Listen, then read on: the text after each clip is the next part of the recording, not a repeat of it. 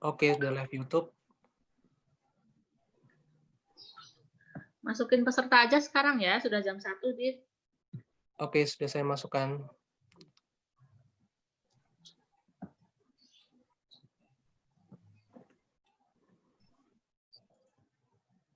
Mbak Septi. Bisa kita mulai? Sebentar, mungkin Mbak belum masuk.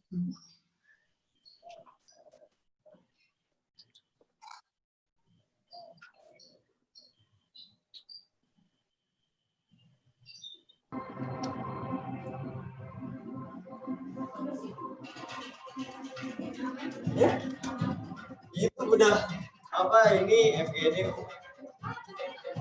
Oh Rizky. Gak ada rasa.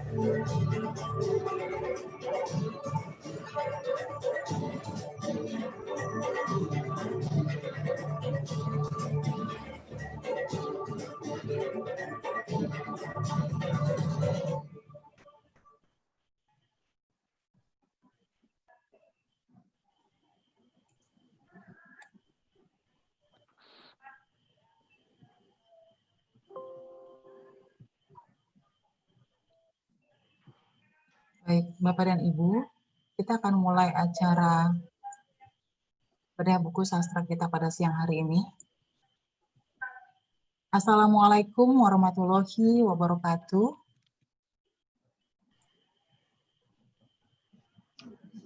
Selamat siang Salam sejahtera bagi kita semuanya.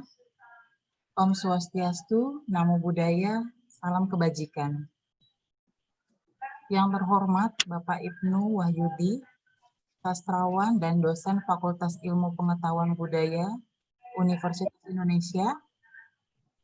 Yang terhormat Ibu Mezra E. Pelendo, pegiat sastra dan guru di SMA 1 Kupang. Yang kami hormati Ibu Umu Fatimah Ria Lestari, pengkaji Bahasa dan Sastra Balai Bahasa Papua.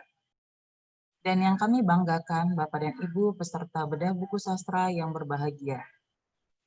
Selamat siang Bapak dan Ibu peserta diskusi daring Badan Bahasa dan para narasumber. Selamat datang di acara seri diskusi daring bedah buku sastra. Bedah buku sastra ini sudah berjalan 6 kali. Bapak dan Ibu, bedah buku yang akan didiskusikan pada hari ini berjudul Masih Ingatkah Kau Jalan Pulang? Karya Sapardi Djoko Damono dan Rintik Seduh. Puji syukur kepada Tuhan Yang Maha Esa, karena kasih-Nya kita dapat bergabung di acara seri diskusi daring bedah buku sastra pada hari ini, 5 Agustus 2020. Bapak dan Ibu yang berbahagia, susunan acara pada siang hari ini akan saya bacakan terlebih dahulu. Materi pertama akan disampaikan oleh Bapak Ibnu Wahyudi, dan selanjutnya oleh Ibu Mesra E. Pelendo, dan sesi tanya-jawab. Baik Bapak dan Ibu, fitur chat akan kami nonaktifkan terlebih dahulu pada saat narasumber memaparkan materi, dan akan kami buka kembali pada saat sesi tanya-jawab. Bagi Bapak dan Ibu yang ingin bertanya, dapat menggunakan fitur raise hand atau menuliskannya dalam kolom chat yang sudah tersedia. Baik Bapak dan Ibu, acara ini akan dipandu oleh Ibu Umu Fatimah Ria Lestari, selaku moderator. Ibu Umu bekerja di Balai Bahasa Provinsi Papua sebagai pengkaji bahasa dan sastra. Beberapa karya yang sudah pernah dibuat oleh Ibu Umu terdiri atas Curahan Hati, Untuk Tuhan dalam antologi prosa, kemudian ada Senandung Hati yang karatan dalam antologi cerpen, kemudian Puisi adalah Hidupku dalam antologi puisi, novel antropologi Lelaki Januari. Selain itu, Ibu Umu pernah mendapatkan penghargaan peringkat pertama di BIMTEK Fasilitator Literasi Baca Tulis tingkat regional Papua. Bapak dan Ibu, untuk selanjutnya acara ini akan dipandu oleh Ibu Umu. Ibu Umu, saya persilahkan. Terima kasih. Baik, terima kasih Mbak Septi. Assalamualaikum warahmatullahi wabarakatuh. Selamat siang untuk waktu Indonesia Barat dan selamat siang untuk waktu Indonesia Tengah dan selamat siang menjelang sore untuk waktu Indonesia Timur. Salam sejahtera untuk kita semua, Om Swastiastu, Namo Buddhaya, dan salam kebajikan. Pada kesempatan yang baik ini, saya menyampaikan terima kasih atas kesempatan yang diberikan kepada saya untuk memandu Bapak Ibu peserta sekalian dalam acara seri diskusi daring bedah buku sastra Pusat Pengembangan Bahasa dan Sastra Badan Bahasa. Baik, seperti yang tadi disampaikan oleh Pewara bahwa karya yang akan kita bahas pada kesempatan ini berjudul Masih Ingatkah Kau Jalan Pulang, karya Sapardi Djoko Damono dan Rintik Seduh.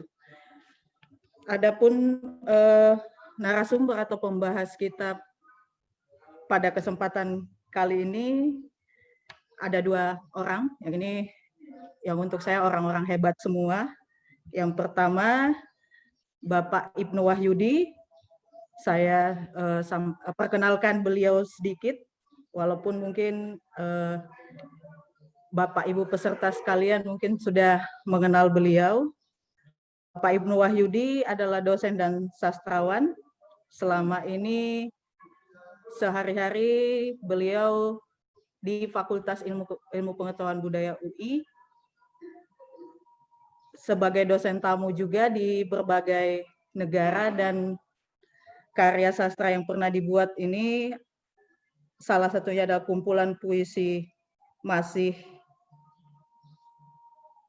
Bersama Musim, Haikuku, Ketika Cinta, Masih Bersama Musim, yang mendapatkan penghargaan Katulistiwa Literary Award 2005 dan sejumlah karya-karya lainnya.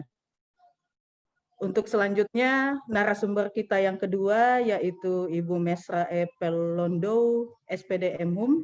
Beliau adalah seorang pengajar di SMA Negeri 1 Kupang, Nusa Tenggara Timur, dan beliau juga adalah sastrawan. Beliau sudah berpengalaman sebagai founder Taman Baca, founder komunitas sastra, dan pembicara juga di berbagai acara. Karya-karya yang pernah beliau hasilkan yaitu Nama Saya Tawe Kabota, ada kumpulan puisi Kekasih Sunyiku, Jangan Takut Menulis Naskah, Jurnalisme, Jurnal, Jurnalis, dan Pers. Beliau pernah menyabet Adi Acara Award dari GMBI dan pernah meraih penghargaan sastra untuk pendidik dari Badan Bahasa. Jadi itu biodata singkat pembicara atau narasumber kita, dan untuk tanpa membuang-buang waktu, saya langsung mempersilahkan kepada pembicara atau narasumber kita yang pertama, Bapak Ibnu Wahyudi. Silahkan Bapak. Pemaparan materi berlangsung 20 sampai 25 menit, Bapak. Oke, baik. Terima kasih. Selamat siang. Terdengar suara saya, Bu Umu? Iya, jelas, Bapak. Oke, Jelas. baik. Untuk mengecek saja, jangan-jangan kita hanya kebatinan, nanti nggak kedengaran apa-apa. Alhamdulillah masih terdengar, Bapak. Siang ini saya mendapat kehormatan untuk berbicara di forum sedaring yang diselenggarakan oleh Badan Bahasa untuk membicarakan suatu kolaborasi, sebuah buku puisi yang merupakan kolaborasi antara seorang eyang, seorang kakek, dan seorang anak muda, ya, yang tautan usianya cukup jauh, ya. Nah, saya perlu memberi pengantar sedikit mengenai buku ini, karena saya tidak tahu persis apakah para peserta seminar siang ini sudah semuanya membaca buku Masih Ingatkah Kau Jalan Pulang atau belum. Ini kan karena saya tidak tahu apakah sudah pernah melihat, membaca, menikmati, mengapresiasi atau belum. Nah, untuk yang belum, saya ingin memberikan gambaran ringkas bahwa kumpulan puisi ini dibuat agak berbeda dengan puisi pada umumnya, yang seringkali satu puisi satu judul, satu puisi satu judul, begitu ya. Di dalam kumpulan puisi ini yang terbit tahun 2020, di dalamnya ada 3 judul, ya, 3 judul. Sekaitan juga dengan judul utamanya Masih Ingatkah Kau Jalan Pulang, ya. Judul pertama adalah Ketukan Pintu, yang kedua adalah Sila Masuk, yang ketiga adalah Sampailah Sudah, yang mengisyaratkan kepada kita seolah-olah sebuah tahapan, ya. Mengetuk pintu, ketika ketukan sudah terdengar, oke, silahkan masuk, begitu, dan kemudian sampailah sudah. Seolah-olah ada 3 tahapan. Baik. Nah, seperti dikemukakan oleh Sapardi Djoko Damono dalam pengantar, karya ini memang sebuah kolaborasi. Mungkin tayangannya bisa layar ya, bisa salindianya mungkin bisa penuh. Oke, enggak juga nggak apa-apa sih. Dan ini sebuah kolaborasi yang sesungguhnya kolaborasi. Ya, dalam arti kita tidak selalu dapat menengarai puisi atau bagian mana yang ditulis oleh Sapardi, bagian mana yang ditulis oleh Rintik Seduh. Kita tidak selalu dapat menengarainya, kecuali beberapa bait yang mungkin ada penandanya. Ini saya kira bentuk yang mungkin tidak terlalu baru ya, tapi cukup unik gitu ya. Jadi ini sebuah kolaborasi sesungguhnya seperti yang diakui sendiri oleh Sapardi Djoko Damono. Ya. Dan sepintas memang tidak mudah melihat adakah ini bagian yang ditulis Rintik Seduh atau adakah itu bagian yang ditulis oleh Sapardi. Tidak terlalu mudah. Kadang-kadang pembaca tertuntun oleh adanya cetak tegak maupun cetak miring yang seolah-olah seperti penanda. Tetapi juga tidak sepenuhnya dapat seperti itu. Ya, kadang-kadang nanti kita akan terkecoh juga oleh tanda-tanda seperti itu. Nah, yang dapat membantu kita misalnya untuk mencatat apakah ini pikiran atau ide atau gagasan yang ditulis oleh Sapardi atau tidak, barangkali penanda yang lebih konkret. Misalnya, ada kata perempuan. Keluarlah kau, keluarlah, wahai perempuan cerdas.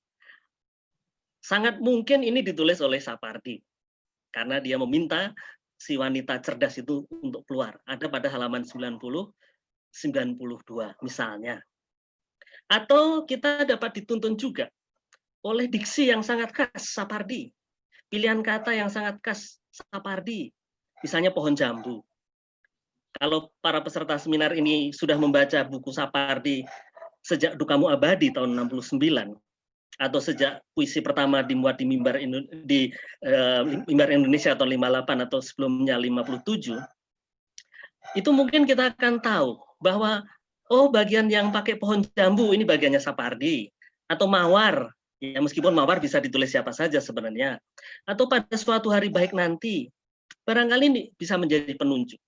Ya, tapi juga ada yang membimbangkan, ya, seperti misalnya ungkapan rumah baru disebut rumah.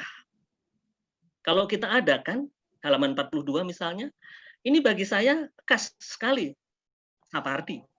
Tapi seorang Rintik Seduh juga bisa menulis seperti itu mestinya gitu ya. Tapi paling tidak dengan gaya ungkap seperti rumah baru disebut rumah, kalau kita ada, itu mengingatkan kita kepada baris puisi Sapardi yang lain. Ya. Atau misalnya dalam layang-layang. Ya. Kita tahu dalam buku arloji, ya, ada ungkapan yang mengatakan bahwa layang-layang barulah layang-layang jika ada angin memainkannya. Kan mirip dengan yang tadi saya sebut pada halaman 42 dari buku ini. Ya. Atau penanda yang lain adalah munculnya ungkapan kekinian. Misalnya halaman 66 ada hokeh. Bisa juga Sapardi menulis hokeh, kenapa tidak gitu ya. Tetapi kemungkinan ini bagiannya si Rintik Seduh, kemungkinan. Ya. Atau ungkapan yang berbunyi kalau nggak tahu lagu diam saja napa, halaman 67. Ini juga bisa memberi tanda kepada kita bahwa ini adalah bagian dari Rintik Seduh. Tapi ini juga membimbangkan karena kita atau Sapardi juga bisa. Ya. Nah, terlepas dari mana bagian Sapardi, mana bagian Rintik Seduh, yang karena namanya kolaborasi utuh, kita kembali disodori oleh Sapardi tentang hakikat sebuah karya sastra, dalam hal ini adalah puisi, bahwa puisi pada dasarnya tidak berbeda dengan jurnalistik, yaitu sebuah refleksi atas komunikasi sehari-hari. Ketika berita mewartakan apa yang terjadi, sebuah sastra mungkin memanfaatkan fakta itu tetapi secara reflektif. Jadi hal-hal yang tidak jauh dengan keseharian kita. Dan ini kita lihat dari bagaimana dialog yang terbangun di dalam buku puisi ini yang seolah-olah merupakan suatu gambaran tentang komunikasi sehari-hari. Tidak digayakan, tidak dilebih-lebihkan, ya, tetapi sangat realistis. Dan juga penyadaran eksistensialistis itu muncul dalam beberapa bagian pada buku puisi ini, ya, mengenai permasalahan hidup, mengenai pertanyaan-pertanyaan tentang hakikat hidup dan sebagainya. Kemudian dalam komunikasi sehari-hari kadang-kadang kita juga melakukan yang namanya pengulangan atau repetisi. Ya. Sangat biasa kita berhadapan dengan pertanyaan yang berulang untuk menegaskan maksud dan sebagainya. Nah, repetisi ini kuat sekali muncul pada halaman-halaman tertentu, misalnya halaman 10, halaman 12, halaman 74. Kalau teman-teman di sini menghadapi buku itu, dapat melihat pada halaman itu karena repetisinya begitu kuat. Nah, lalu catatan saya yang lain adalah bahwa di dalam buku puisi ini juga akan ada tawaran tentang aspek didaktik maupun tentang kebebasan di dalam menulis. Nah, sebuah karya bagi saya, apalagi terbit tahun 2020, seharusnya mempunyai peran didaktik yang besar terhadap pembaca, karena sebuah buku puisi hakikatnya adalah sebuah komunikasi seperti tadi saya katakan, tetapi ternyata aspek didaktik ini tidak sepenuhnya diisi oleh baik Sapardi maupun Rintik Seduh. Misalnya pada halaman 14. Bukannya coklat yang betul harusnya coklat gitu, ya. Atau misalnya amin, penulisan amin. Ini bukan pengucapan tapi penulisan amin. Ada variasi amin dengan I2 dan III dan seterusnya, ya. Dan maha alam misalnya, maha alam. Kita tahu bahwa untuk Tuhan, maha harusnya dipisah.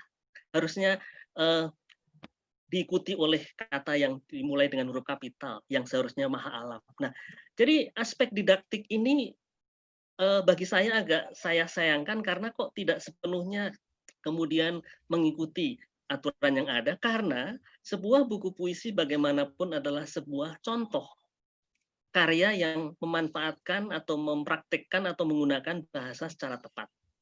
Termasuk misalnya ada kata satu persatu.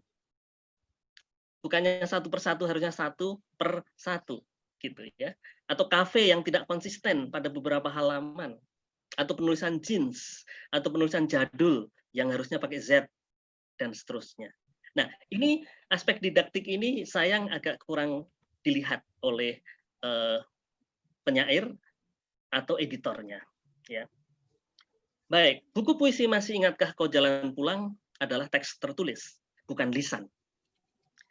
Hal seperti ini dari awal diingatkan oleh Sapardi dengan Dukamu Abadi. Ya, pada Dukamu Abadi teman-teman akan bertemu dengan dukamu, M-nya kapital, abadi. Bahkan ada cogan atau semboyan sebelum puisi pada Dukamu Abadi yang tahun 69 itu, kita bertemu dengan huruf kapital dan tidak yang maknanya berbeda. Misalnya buatmu, mu dengan huruf kapital, gitu ya. Dalam puisi prolog bahkan ada suatu penekanan pada pemakaian huruf baris tertentu di bagian agak bawah puisi prolog tahun 67. Itu hurufnya ditulis dengan huruf kapital, yang menengarai, yang mengisyaratkan bahwa di dalam puisi tulis, dalam teks tertulis seperti puisi ini, aksara atau huruf itu punya peran besar dalam menawarkan makna. Kalau lisan, kita hampir tidak berbicara tentang huruf kapital atau huruf kecil, tapi dalam tulisan ini penting sekali. Nah, dalam hubungan itu, maka kalau ini saya kaitkan dengan kumpulan puisi yang kita bicarakan ini, maka apa yang tadi saya singgung itu saya kembalikan kepada konsep Sapardi yang muncul pada Dukamu Abadi. Nah, kemudian juga ketidakkonsistenan terdapat pula dalam buku ini. Misalnya kita melihat adanya kata ulang tanpa tanda hubung, tapi kadang-kadang diberi tanda hubung. Ya. Nah, terlepas dari catatan-catatan saya mengenai aspek teknis penulisan, buku puisi Sapardi yang berjudul Masih Ingatkah Kau Jalan Pulang ini adalah suatu upaya untuk menjangkau pembaca yang amat luas, untuk menjangkau generasi pembaca yang berbeda dengan generasi Sapardi. Ini adalah sebuah siasat. ada yang agak kecewa, ada yang agak sedih, ada yang agak menyayangkan kenapa seorang Sapardi mau berkolaborasi dengan seorang penulis muda, Rintik Seduh, meskipun followersnya banyak gitu. Ada yang menyayangkan itu. Tetapi ini pilihan, dan setiap pilihan ada konsekuensinya, ada hal yang tentu tidak menyamankan buat banyak orang, tapi saya harus menghargai, saya harus mengapresiasi suatu sikap yang dipilih oleh Sapardi untuk berkolaborasi dengan seorang penulis yang bersembunyi di balik nama Rintik Seduh, meskipun di dalam buku puisi itu sendiri muncul nama aslinya, gitu ya. Ini juga unik, pakai nama samaran tapi nama asli juga dimunculkan. Bahkan baris pertama dari buku puisinya itu disebut namanya, begitu. Ini juga unik sebenarnya. Tapi oke lah, terlepas dari itu, kolaborasi ini adalah sebuah terobosan atau sebuah pilihan, lagi-lagi saya sebut pilihan yang dipilih, yang dilakukan oleh Sapardi untuk tetap mengatakan bahwa puisi baru bermakna jika dia sudah dibaca oleh orang. Dan jika itu dibaca oleh sangat banyak orang, maka dia sudah sangat bermakna sebagai puisi. Oleh sebab itu kita diingatkan ketika sejumlah puisi Sapardi dimusikalisasi oleh sejumlah orang, bahkan dengan komposisi berbeda, misalnya aku inginnya Ari Reda berbeda dengan aku inginnya yang lain, Sapardi tidak pernah berkomentar negatif tentang cara-cara seperti itu. Ini untuk menunjukkan bagaimana sebagai bentuk komunikasi ini harus disosialisasikan seluas-luasnya. Saya kira pengantar saya cukup segitu dulu, Bu Umu. Mudah-mudahan belum menghabiskan waktu atau malah masih punya waktu banyak, saya tidak tahu. Masih ada sekitar 3 menit, Pak. Oke. Tapi baik, itu tadi Bapak Ibu peserta dan teman-teman sekalian pemaparan dari narasumber kita yang pertama. Sekarang saya mempersilahkan kepada Ibu Esra untuk menyampaikan atau memaparkan materinya terkait buku puisi ini. Baik, Bu Esra, silakan Bu. Bu Mesra maksud saya.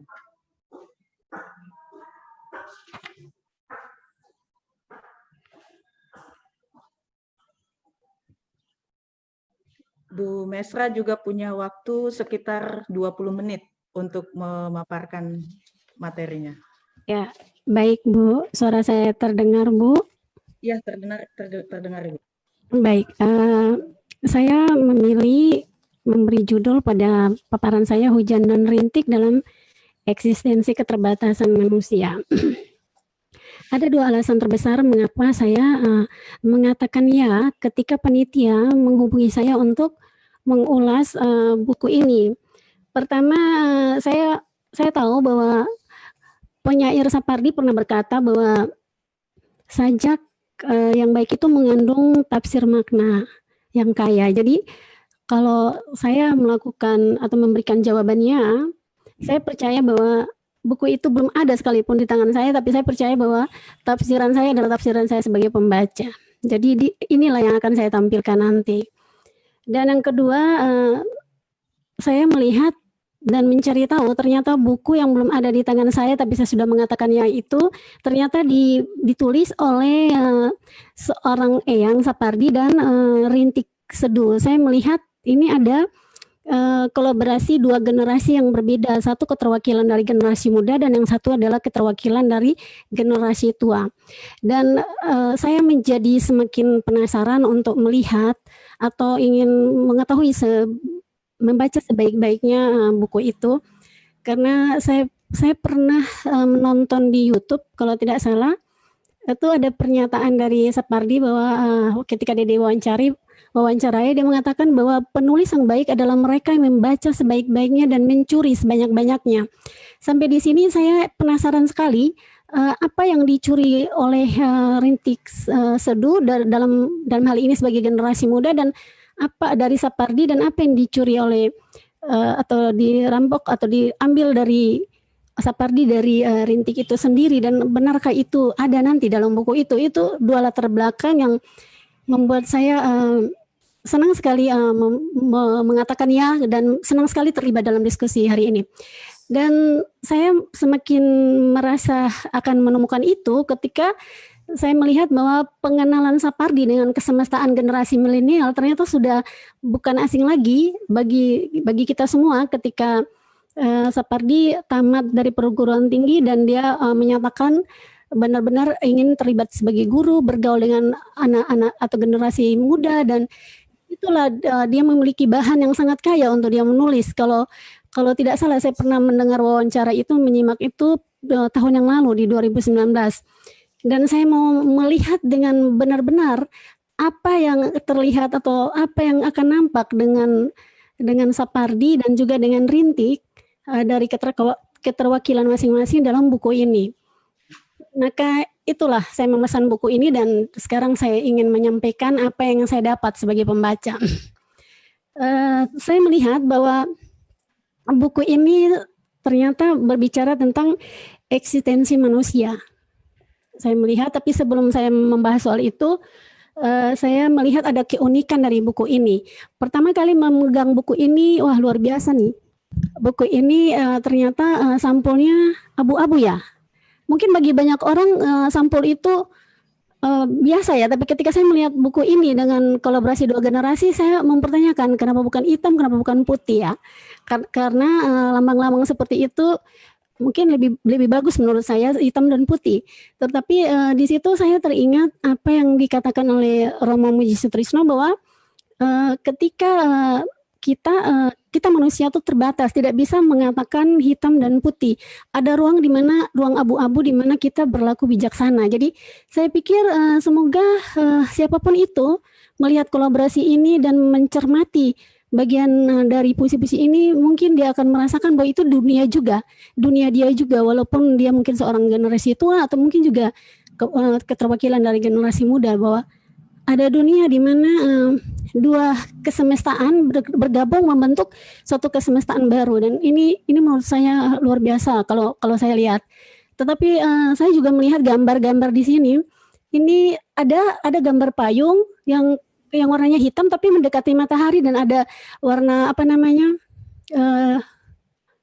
payung yang tidak berwarna hitam tapi mendekati awan yang hitam, dan saya melihat warna-warna itu juga berpengaruh sekali dalam eksistensi manusia mencari jati dirinya.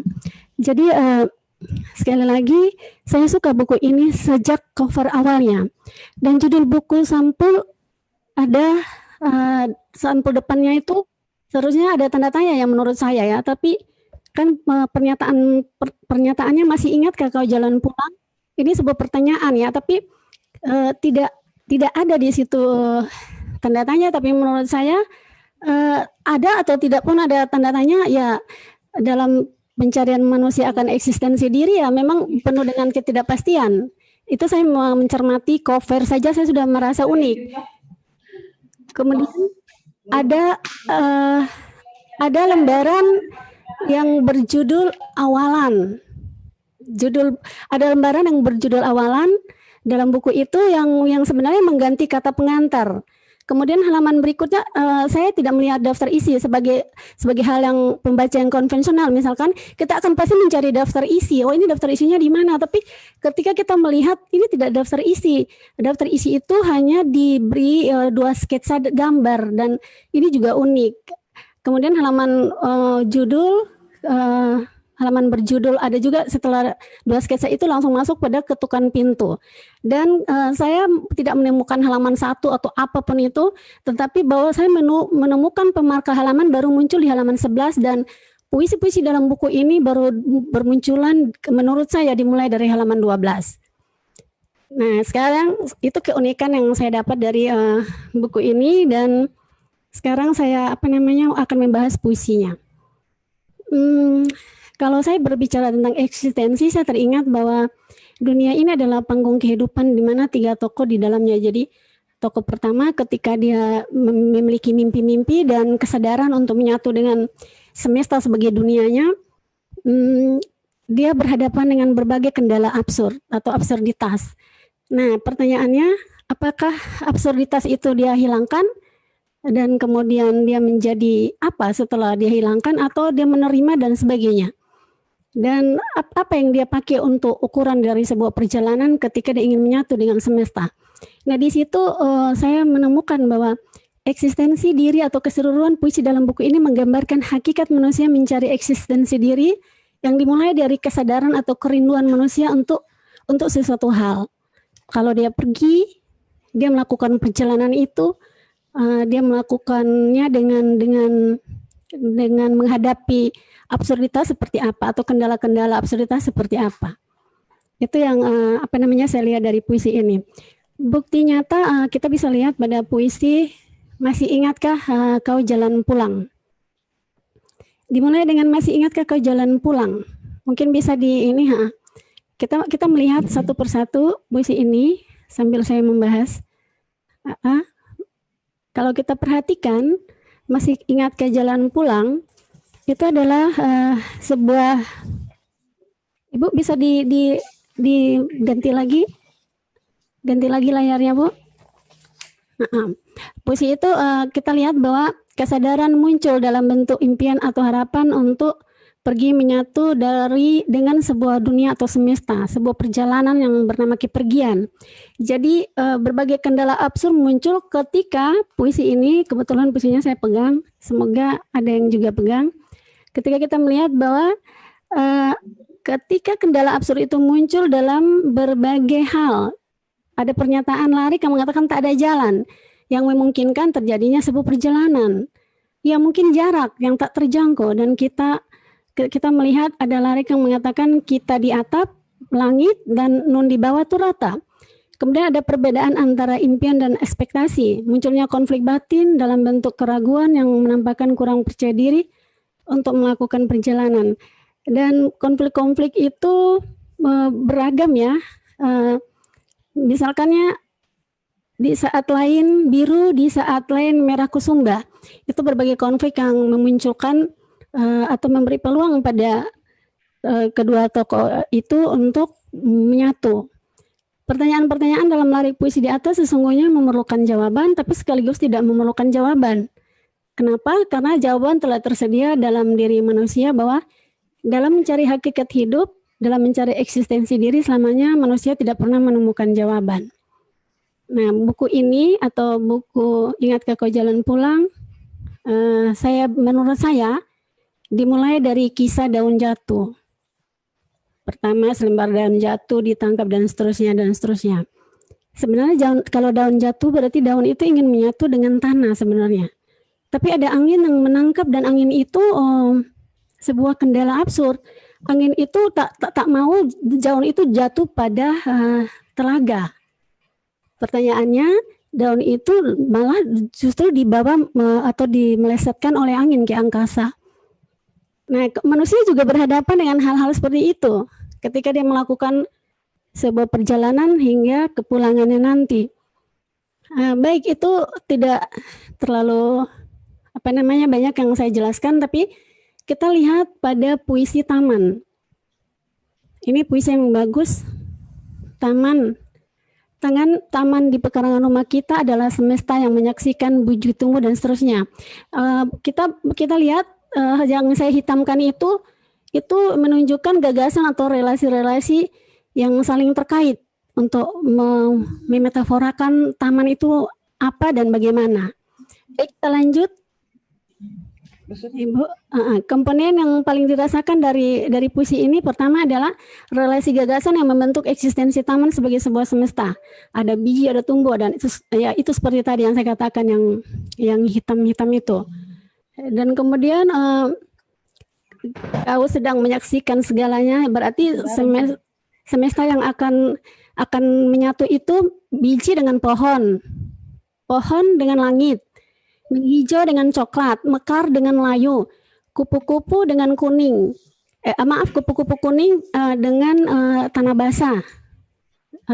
Itu semua adalah tokoh kesadaran dan tokoh semesta yang menyatu, dan kendala absurdnya apa gitu loh.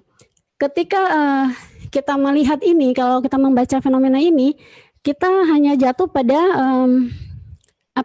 ego empiris. sesuatu yang bisa kita lihat. Ibu bisa ditambah lagi slide-nya. Jadi sesuatu yang bisa kita lihat bahwa relasi gagasan dalam puisi itu menyajikan hakikat manusia secara empiris. Manusia bisa membedakan makhluk-makhluk dalam taman termasuk manusia dengan sesamanya.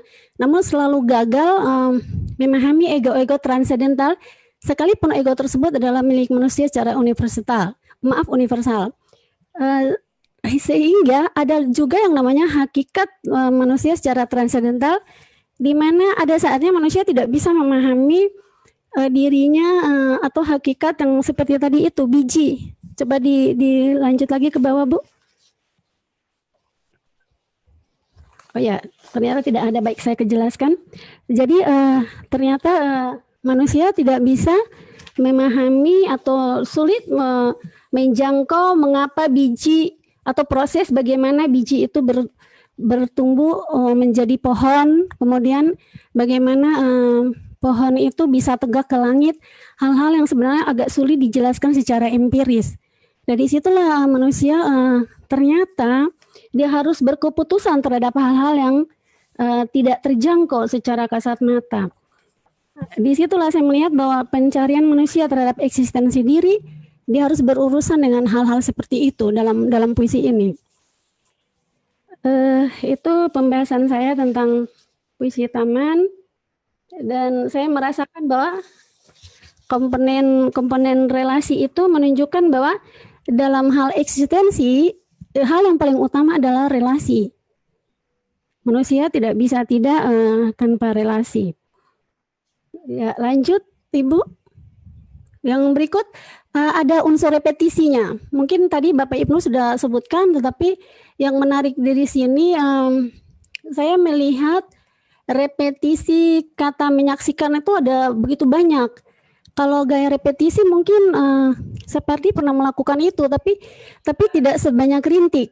Saya pernah menengok beberapa tulisan Rintik. Ternyata satu yang khas dari Rintik itu adalah pertanyaan-pertanyaan paradoks dan repetisi, dan itu terlihat dalam karya-karya yang disodorkan oleh Rintik. Saya seperti terkesan cepat-cepat ya, takut terburu waktu.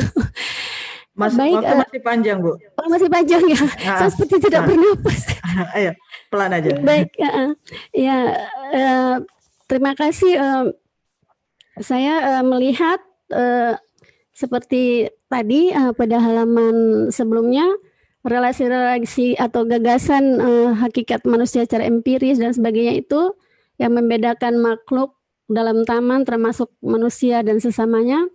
Namun manusia selalu ego dalam memahami ego transendentalnya, sekalipun ego tersebut adalah milik manusia yang universal menurut saya. Jadi manusia itu mereka kadang mampu menyaksikan atau mengalami atau menilai ego-ego empiris, tapi sebenarnya hal-hal yang transendental itu mau tidak mau mereka mengakui adanya keberadaan sesuatu di luar itu. Tadi kalau tidak salah Bapak Ibnu mengatakan tentang kata amin itu, ya memang secara aspek didaktis memang terlihat ya ini bukan untuk Tuhan ya. Kalau untuk Tuhan kan penulisannya tidak seperti itu dan sebagainya. Tapi saya melihat secara transendental pengakuan dan keberadaan kata itu bisa saja diperuntukkan untuk hidup, untuk kesemestaan lain yang absurd, yang di luar kemampuan dan jangkauan dia, yang menurut dia itu ada. Seperti itu. Termasuk juga untuk Tuhan mungkin ya. Seperti itu. Jadi kedua yang dimaksud dengan repetisi yang muncul berulang kali itu menurut saya itu sepertinya sengaja dibuat pengarang untuk sebuah penegasan. Jadi tadi saya sudah katakan itu ya, sudah berapa kali kata menyaksikan itu difungsikan sebagai rima tengah dan berulang sebanyak 8 kali. Saya kok bisa hitung ya, tapi saya melihat ini kok diulang-ulang, apa maksudnya? Ternyata untuk menegaskan hubungan antara empiris dan yang transendental itu, dan dia harus melakukan repetisi. Baik, bisa lanjut? Ibu bisa lanjut? Di sini saya juga menemukan halaman 16 menampilkan sketsa mawar, tetapi maaf saya tadi lupa sebelum saya menjelaskan halaman 16 ini, saya melihat bahwa metafora taman tadi itu adalah, sekali lagi saya menegaskan kembali, itu adalah metafora dari kedirian atau hakikat manusia yang seperti saya sudah jelaskan dari awal itu.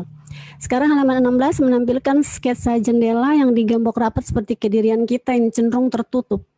Hanya itu yang bisa kita baca dari halaman 16 itu, dan pada halaman 20 dan 21 terdapat mawar putih tak pernah berteriak. Saya melihat larik itu sungguh tak tahu ya, saya melihat larik itu sangat erat dalam perjalanan manusia mencari dan mempertanyakan hakikat diri. Kadang kita sungguh-sungguh bersembunyi dari kehidupan di luar sana, dari relasi-relasi yang harusnya kita bangun untuk menemukan hakikat diri, dan kita merasa nyaman. Tapi akibatnya pada halaman 21 aku sungguh tak tahu. Jadi banyak hal yang kita tidak ketahui tentang diri kita, bahkan tentang orang lain akibat dari tidak adanya relasi itu. Halaman 22 dan 23 berkaitan dengan takaran yang sering kita pakai dalam sebuah interaksi atau hubungan dengan orang lain. Kalau tidak saya, itu bicara tentang bayangan ya. Kadang mengukur orang lain atau eksistensi diri orang lain dari bayangan dan cara kita berpikir. Kita menuntut lebih pada orang lain, sementara tidak semesti itu yang harus kita lakukan. Mungkin lanjut lagi, Bu.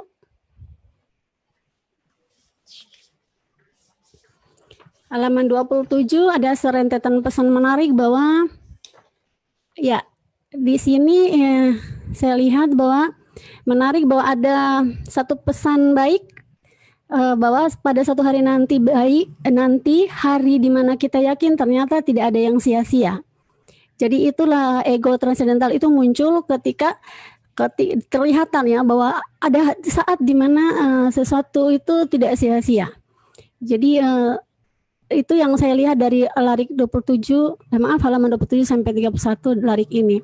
Halaman 29 di mana kita menyadari hakikat diri sebagai pancuran dari cahaya yang berupa serat tipis yang menembus dinding fana, dan satu ketika kita cuma sebagai kenangan atau remah-remah ingatan sebagai satu-satu yang dimiliki manusia. Ya, kalau kita hanya mengandalkan hakikat diri kita sebagai manusia empiris, ego empiris kita yang kita tonjolkan, maka kita cuma tubuh belaka. Kita cuma bisa dihitung dan dibedakan bahwa kita adalah manusia yang memiliki tubuh, memiliki indera. Kita bisa membagi pada orang lain, pada semesta ini lewat indera kita, pengalaman-pengalaman. Tapi kapan kita memberi pengalaman itu menjadi pengetahuan, itu butuh lubuk atau rasio kita untuk dipahami dan diberi peneguhan atau penolakan. Itu menurut saya. Halaman 31, seberapapun usaha manusia mencari hakikat, menurut saya hakikat diri dia tidak akan mampu menemukan simpul dari kedua ujung antara pergi dan pulang. Manusia hanya bisa menemukan dirinya bermakna jika ia berada dalam kondisi yang saling melengkapi seperti laki-laki dan perempuan, roh dan jiwa, hitam dan putih. Jadi tidak ada hitam sendiri, tidak ada putih sendiri. Tidak ada roh tanpa jiwa, tidak ada jiwa tanpa roh. Halaman 40 dan 100 saya menemukan kebermaknaan itu pada laki-laki dan perempuan. Nah, saya tidak tahu ya, mungkin saya yang salah atau apa. Tapi kenapa pada halaman ini baru saya merasakan itu. Ada kuat sekali menemukan kebermaknaan itu pada laki-laki dan perempuan.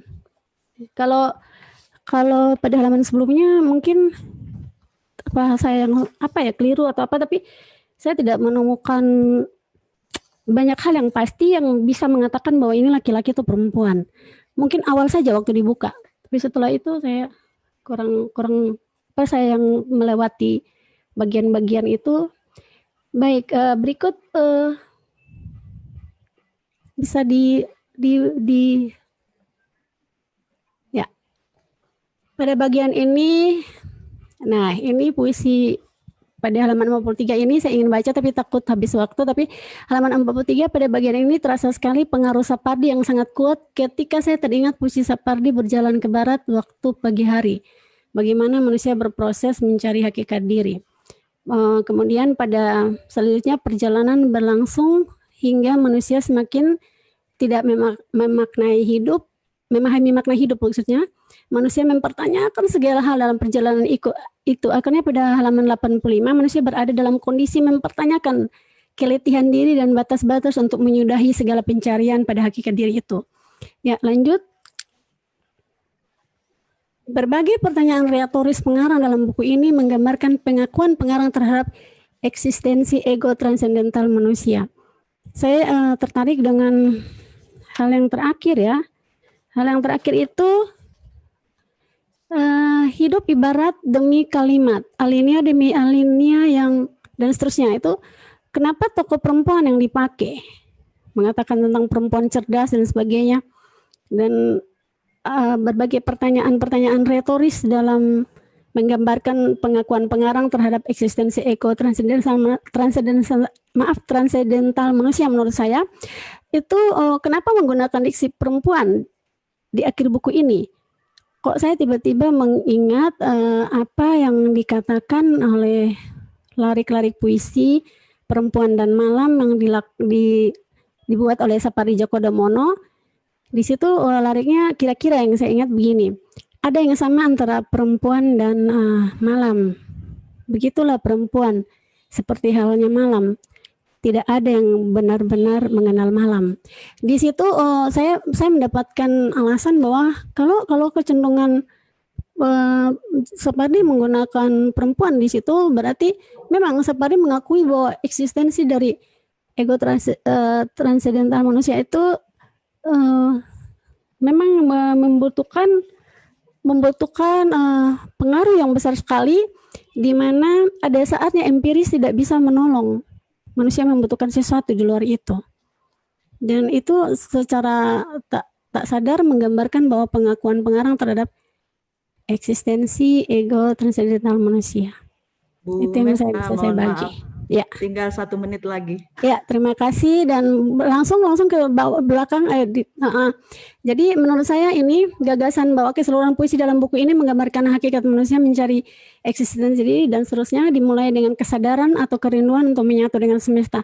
Tak ada orang benar-benar sendirian sehingga mencintai atau jatuh cinta adalah sebuah perasaan baik yang membuat semua rasa sakit dan kehilangan sekalipun tidak harus membuat manusia cemas, apalagi dimatikan oleh kecemasan.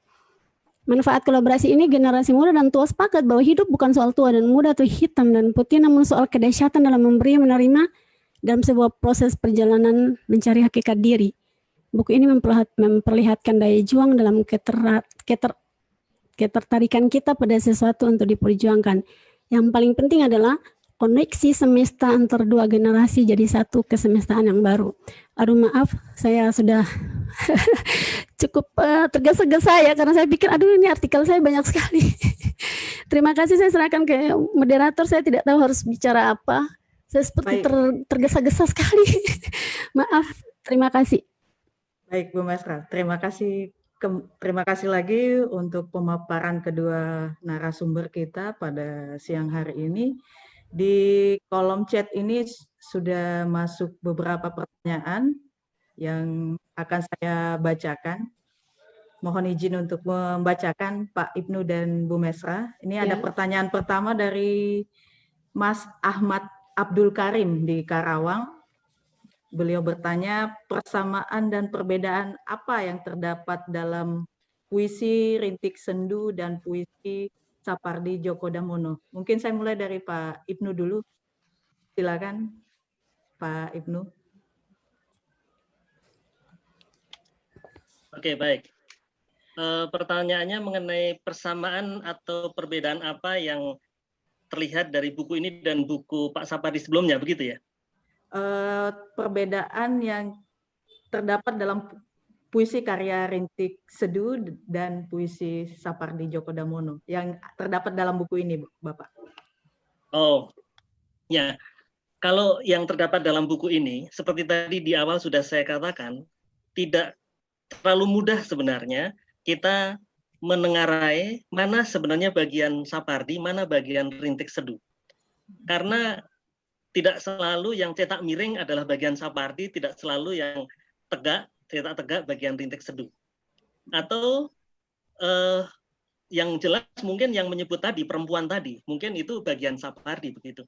Tapi di dalam kecanggihan berbahasa kan hal-hal seperti itu bisa dipermainkan sebenarnya. Kalau saya melihat yang bagian Sapardi, ada jejak-jejak Sapardi pada puisi sebelumnya itu yang muncul lagi, yang tadi sudah saya sebutkan, misalnya ungkapan-ungkapan yang sangat khas Sapardi, ya. Jambu itu adalah kata yang begitu banyak muncul dalam puisi Sapardi. Kenapa bukan buah yang lain? Kenapa bukan pohon yang lain? Kenapa pohon jambu? Itu sebuah pilihan yang dari alam yang begitu akrab dalam pemaparan Sapardi. Ini bisa saya pahami, kebetulan saya pernah menginap di rumah Sapardi di Solo, itu memang di halaman ada pohon jambu kebetulan. Jadi karena dekat, karena akrab. Dan itu kemudian dimanfaatkan sebagai semacam imaji untuk menggambarkan sesuatu. Kita tahu bahwa pohon jambu misalnya sering mengotori halaman rumah kita, tapi jarang sekali yang menebang pohon jambu karena misalnya tidak senang dengan ulatnya atau apa dan seterusnya. Nah, pohon jambu itu kuat sehingga kalau ditanya perbedaan apa yang tampak, paling tidak adalah diksi-diksi yang sudah muncul dalam Dukamu Abadi, dalam perahu kertas, dalam kumpulan yang lain, itu yang mudah saya catat. Nah, khusus untuk rintik seduh ya, ini memang kan generasi sekarang gitu ya. Maka kata-kata yang sangat khas dengan pilihan kata anak-anak milenial yang mungkin memang tepat, tetapi persoalannya adalah seorang pemuisi atau seorang penyajak itu kan punya kemampuan untuk memanipulasi pilihan kata, memanipulasi bahkan secara sintakmatik ya urutan kata yang memberi kesan bahwa dia tidak lagi seorang anak misalnya, dia bukan lagi remaja. Itu seorang penulis yang bagus kan mestinya seperti itu. Bahkan seorang eyang juga mestinya bisa masuk dalam bahasa anak muda gitu. Tapi karena ini sebuah kolaborasi yang oleh Sapardi sendiri dikatakan kolaborasi seutuhnya di bagian pengantar sebagai tadi sudah disebut oleh Bu Mesra awalan tadi ya. Sapardi mengatakan ini kolaborasi sesungguhnya yang sebagai pembaca kita bisa menerimanya atau bisa kita pertanyakan. Enggak, tetap saja masih kelihatan nih jejak Sapardi, masih saja tetap kelihatan nih jejak rintik sendu, itu adalah kecermatan kita dan itu adalah kelebihan kita. Tetapi saya akan menempatkan ini sebagai sebuah kolaborasi sepenuhnya sebagaimana diakui oleh kedua penulis atau paling tidak oleh Sapardi Djoko Damono. Itu yang bisa saya jawab. Terima kasih. Baik, terima kasih Pak Ibnu. Saya persilahkan untuk Bu Mesra untuk menjawab. Ya. Terima kasih Bu. Saya tetap konsisten terhadap apa yang saya paparkan. Saya melihat di awalan itu kan Pak Sapardi mengatakan bahwa dia tidak akan pernah bisa menulis buku ini sendiri. Jadi sebenarnya pertanyaan bahwa mana Sapardi, mana Rintik itu adalah absurditas. Sebuah kendala yang mana karya yang baru ini dipertanyakan seperti itu. Menurut saya jawabannya menurut saya adalah tidak ada perbedaan karena mereka sedang melakukan kolaborasi. Generasi muda dan generasi tua sedang melakukan sebuah perjalanan menyatu untuk menciptakan kesemestaan yang baru. Dan di situ orang akan menjadi berpikir, aduh ini bagaimana kalau kita berpikir konvensional, kita akan membutuhkan daftar isi, kita akan membutuhkan urutan-urutan puisi, kita akan membutuhkan mana Sapardi, mana rintik seduh. Tapi ini tidak. Sebenarnya proses kolaborasi mereka itu sendiri sudah menunjukkan sebuah eksistensi pencarian hakikat diri manusia, di mana bahwa generasi muda dan generasi tua itu membentuk satu kesemestaan, mereka akan menjadi manusia yang lebih kaya dan lebih bermartabat, dan itu juga adalah dinikmati oleh semesta mana saja, boleh generasi muda maupun oleh generasi muda. Sementara saya percaya sekali pasti akan banyak pertanyaan seperti itu. Nah, disitulah letak kendala absurdnya. Apakah mereka akan berhenti dengan kolaborasi seperti ini? Atau kita generasi muda akan tidak mau mengikuti kolaborasi seperti ini? Atau kita malah tertarik dan melanjutkan kolaborasi ini sehingga kita menemukan jalan pulang kita? Bahwa ternyata sebuah buku bisa mengubah kepenyairan kita, atau sebuah buku bisa mengubah kreatif kita, bahwa ternyata ini ternyata bagus ya, ini kolaborasi yang bagus, saya mau deh seperti ini. Kita berkolaborasi tanpa ini. Berarti kita mengambil fenomena ini sebagai pemahaman untuk kita teguhkan atau kita menolak. Itu saja yang saya ingin katakan. Terima kasih. Baik, terima kasih Bu Mesra. Mudah-mudahan pertanyaannya sudah terjawab. Ini kita lanjut lagi Bu ke pertanyaan berikutnya. Ini pertanyaan khusus untuk Ibu Mesra. Pertanyaannya begini Bu, relasi gagasan yang bagaimana yang dimaksud oleh Ibu Mesra dalam puisi tersebut? Apa sih relasi gagasan tersebut menurut Ibu Mesra dan apa yang ingin diungkapkan Sapardi dengan kalimat mawar putih tidak pernah berteriak? Wah, ini pertanyaannya borongan Bu. Ya. Saya sudah boleh jawab, Bu? Ya, silakan Ibu. Baik, terima kasih Bu ya. Saya harus membuka lagi puisi taman ya, karena tadi relasi itu saya bicara pada puisi taman. Aduh, halaman 15 kalau tidak salah ya. Iya, benar Bu. Halaman 15 ya. Kita lihat bahwa relasi-relasi itu relasi antara upaya ya. Upaya di sini di taman ini ada biji ya. Saya mau lihat layar juga tidak bisa, saya baca buku ini. Saya sudah hitamkan tadi di layar. Itu ada biji, ada pohon. Kemudian ada pohon, ada langit. Kemudian ada lagi menghijau, kemudian coklat dan sebagainya. Itu menurut saya pengarang sengaja membentuk penyatuan-penyatuan itu. Bagaimana pohon biji bisa menjadi pohon. Dalam proses tumbuh menjadi pohon itu pasti ada berbagai kendala absurd seperti itu. Nah, relasi-relasi itu sebenarnya mengkondisikan sebuah taman yang ideal atau tidak. Dalam cara berpikir saya, ini sebenarnya struktur manusia atau hakikat diri yang ingin dijelaskan pada kita lewat puisi ini. Puisi ini menurut saya betul-betul eksistensial ini saya melihatnya. Dan kalau kita melihat biji, pohon, coklat dan sebagainya, kupu-kupu terbang, kupu-kupu kuning terbang merendah, tanah basah dan sebagainya, itu hal-hal yang empiris yang bisa kita bedakan. Karena kalau kita lihat, kalau kita melihat eksistensi, berarti kita hanya melihat dua hal besar. Manusia sebagai empiris dan manusia sebagai transendental. Semoga saya tidak salah ucap ya. Nah, ketika manusia secara empiris, misalkan dia bertubuh, kemudian dia berindra. Ketika dia bertubuh dan berindra, dia akan memaknai sebuah fenomena dari sajian-sajian alam itu. Bisa dihitung jenis kelaminnya, modelnya dan sebagainya. Tetapi ketika dia berurusan dengan transendental, dia akan tidak dan sulit memahami dan dia akan melahirkan banyak pertanyaan. Tumbuh menjadi pohon itu prosesnya yang tidak kasat mata itu seperti apa?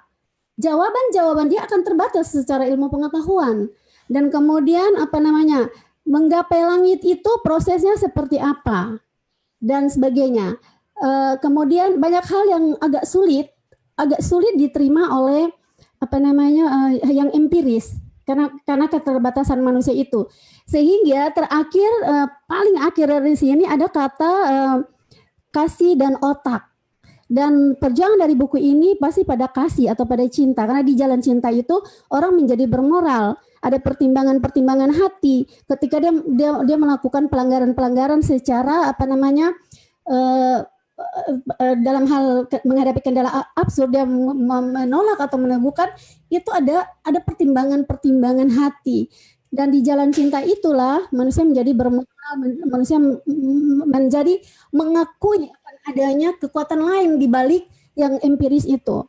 Itu menurut saya, sehingga relasi itu betul-betul, terus terang puisi ini menurut saya ini adalah upaya Sapardi menunjukkan struktur manusia atau hakikat manusia yang sebenarnya. Jadi itu yang bisa saya bagi. Kalau kita cuma terdiri dari tubuh empiris, maka ego empiris, maka kita di kuburan saja, seperti bagian mana dari puisi ini. Kita di kuburan saja, itu kata Sapardi. Terima kasih, mungkin tidak memuaskan, tapi memang seperti itulah, kita tidak akan pernah puas. Terima kasih. Terima kasih jawabannya Bu Esra. Ini di fitur Raise Terima Hand kasih, Bu. ini, ya Bu, ada pertanyaan dari Pak. Ada peserta yang ingin bertanya, Pak Ahlul Hukmi, mungkin sudah bisa dimunculkan teman-teman panitia. Pak Ahlul Hukmi tadi mengacungkan tangan, ingin bertanya. Saya persilahkan. Ya, Bu. Baik, silakan Bapak. Terima kasih. Ya, terima kasih. Assalamualaikum warahmatullahi wabarakatuh. Mohon maaf Selamat Bapak, petang. langsung ke pertanyaan saja ya.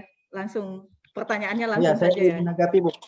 Ya, siap. Saya ingin menanggapi dari pemaparan Pak Ibnu Wahyudi dan Ibu Elizabeth. Saya menyimpulkan bahwa Pak Sapardi Djoko Damono selaku orang tua dengan bijak dan bajik dalam kearifan menuliskan puisi-puisinya sebagai perenungan hidup dan rintik sendu, selaku orang muda dengan ceria dan cerdas dalam kesenduannya menuliskan puisi-puisinya sebagai penyemangat hidup.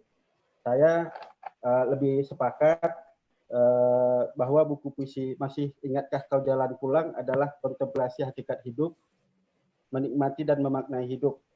Terlepas dari kekurangan dan kekeliruan, adanya penulisan huruf dan kata yang tidak sesuai EYD atau pedoman umum ejaan bahasa Indonesia dalam buku puisi ini, saya dapat menyimpulkan dari pemaparan Pak Ibnu Wahyudi dan Ibu Elizabeth, puisi Masih Ingatkah Kau Jalan Pulang adalah puisi tentang kematian, tentang manusia yang akan pulang ke pangkuan penciptanya.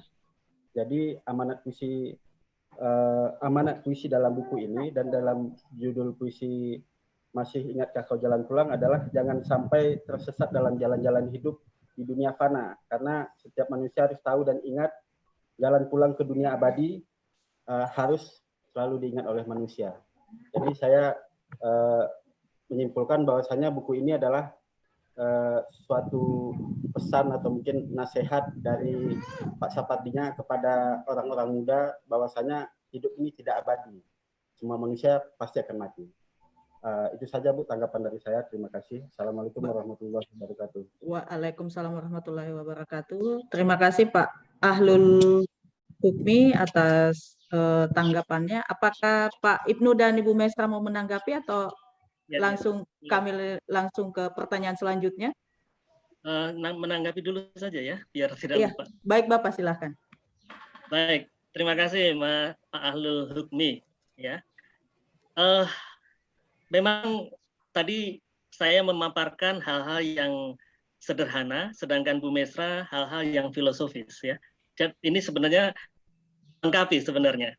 Saya khawatir kalau membahasnya seperti kajian ilmiah malah nanti wah ini membawa buku yang mungkin maunya ke situ kebawa ke sana tadi. Ya. Nah, memang kata kuncinya pulang ya. Dan Sapardi Djoko Damono sudah berpulang mendahului kita 19 Juli kemarin ya. Dan kita tidak bisa menolak pulang, kita tidak bisa menolak keabadian ya. Dan ini adalah kata-kata yang sudah sejak Sapardi menulis tahun 57 tadi saya sebut, itu sudah menjadi obsesinya, Bahkan di Dukamu Abadi itu banyak puisi Sapardi yang bicara tentang jenazah, tentang hari akhir. Padahal pada waktu itu usianya baru 18 tahun. Jadi saya mengaitkan bagaimana kedewasaan dalam tanda kutip Sapardi ketika usia 18 tahun sudah menulis puisi seperti Berjalan di Belakang Jenazah dan sebagainya, lalu kolaborasi dengan Rintik Seduh yang usianya juga 20-an seperti ini, itu bagi saya adalah satu keniscayaan yang dapat terjadi tanpa direncanakan. Dan hidup ini kan penuh dengan ketidakrencanaan sebenarnya kan. Seperti misalnya saya menjawab Pak Ahlul kan juga saya tidak menyiapkan dari tadi saya mau jawab Pak Ahlul nih. Enggak kan? Nah, inilah yang harus diterima dan itulah yang disiratkan oleh banyak puisi Sapardi tentang bagaimana ketiba-tibaan itu harus diberi harga, harus diberi makna. Maka ketika tadi Bu Mesra bicara tentang berjalan ke barat waktu pagi hari, saya lebih melihatnya tentang bagaimana manusia itu harus peka tentang hal-hal kecil yang ada di sekitar kita tiap hari. Orang tidak peduli dengan bayang-bayang. Kok dia peduli dengan bayang-bayang? Orang tidak pernah bertengkar dengan bayang. Kok dia bertengkar tentang bayang-bayang? Buat apa? Buat keberadaan manusia sebagai makhluk yang memang fana. Dan ini adalah obsesi Sapardi sejak lama. Bahkan dalam Mata Pisau, karena Sapardi takut dengan darah, itu ditampilkan. Jadi ada paradoks-paradoks yang banyak ditampilkan dalam puisi Sapardi kalau kita membaca dari buku yang pertama. Nah, kebetulan buku yang ini warnanya abu-abu. Hari apa saya lupa akan dirilis sebuah buku baru, warnanya juga abu-abu, puisi cinta Sapardi. Atau cinta dalam pandangan Sapardi. Warnanya juga abu-abu. Tadi sudah disinggung oleh Bu Mesra, warna itu tidak dapat diabaikan. Dia kadang-kadang membawa isyarat-isyarat makna. Dan abu-abu ini adalah istilah yang sangat biasa di dalam konteks eksistensialisme. Kenapa sih kok suka sekali di dalam gray area? Karena memang hidup kita ini kan dalam gray area. Hidup kita ini jarang sekali yang sepenuhnya hitam, sepenuhnya putih. Dan ini adalah sebuah pilihan cerdas untuk menampilkan cover kulit depan buku, ya. Nah, bahwa kenapa lukisannya diambil dari Rintik Seduh, sebenarnya ini ada kaitannya dengan kesukaan Sapardi itu kepada dadaisme, kepada lukisan-lukisan yang seperti lukisan anak yang naif gitu ya, yang ini karena disitulah letak kejujuran sebenarnya gitu. Nah, jadi untuk menjawab Pak Ahlu, yang dapat saya jawab adalah bahwa pulang adalah kata kunci yang memang mau tidak mau harus kita hadapi. Tapi untuk pulang, itu apa yang harus kita lakukan? Dan ini adalah semesta. Yang harus kita lakukan adalah menghadapi semesta. Yang tadi dalam puisi Taman, itu kan seperti digambarkan dari benih sampai kepada luruhnya daun.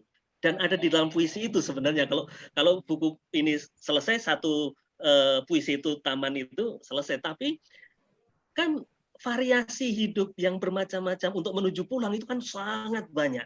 Sangat banyak. Pengalaman kita berbeda dengan pengalaman generasi milenial yang lahir di sampingnya langsung ada ponsel, langsung ada ponsel pintar.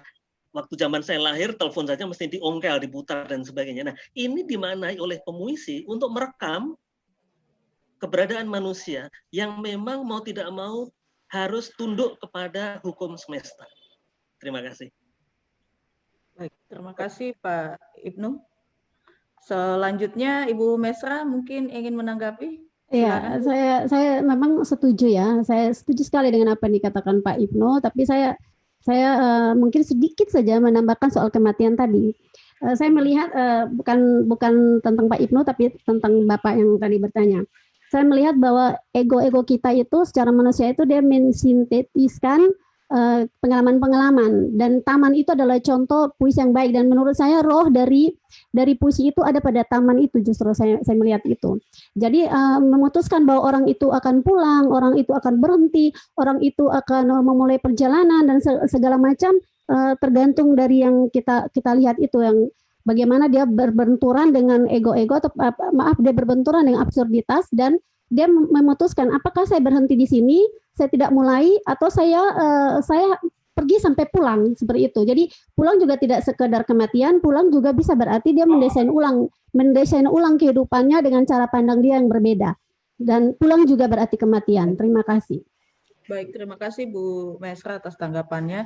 Ini ada lagi pertanyaan selanjutnya dari Ibu Nani Pujiastuti.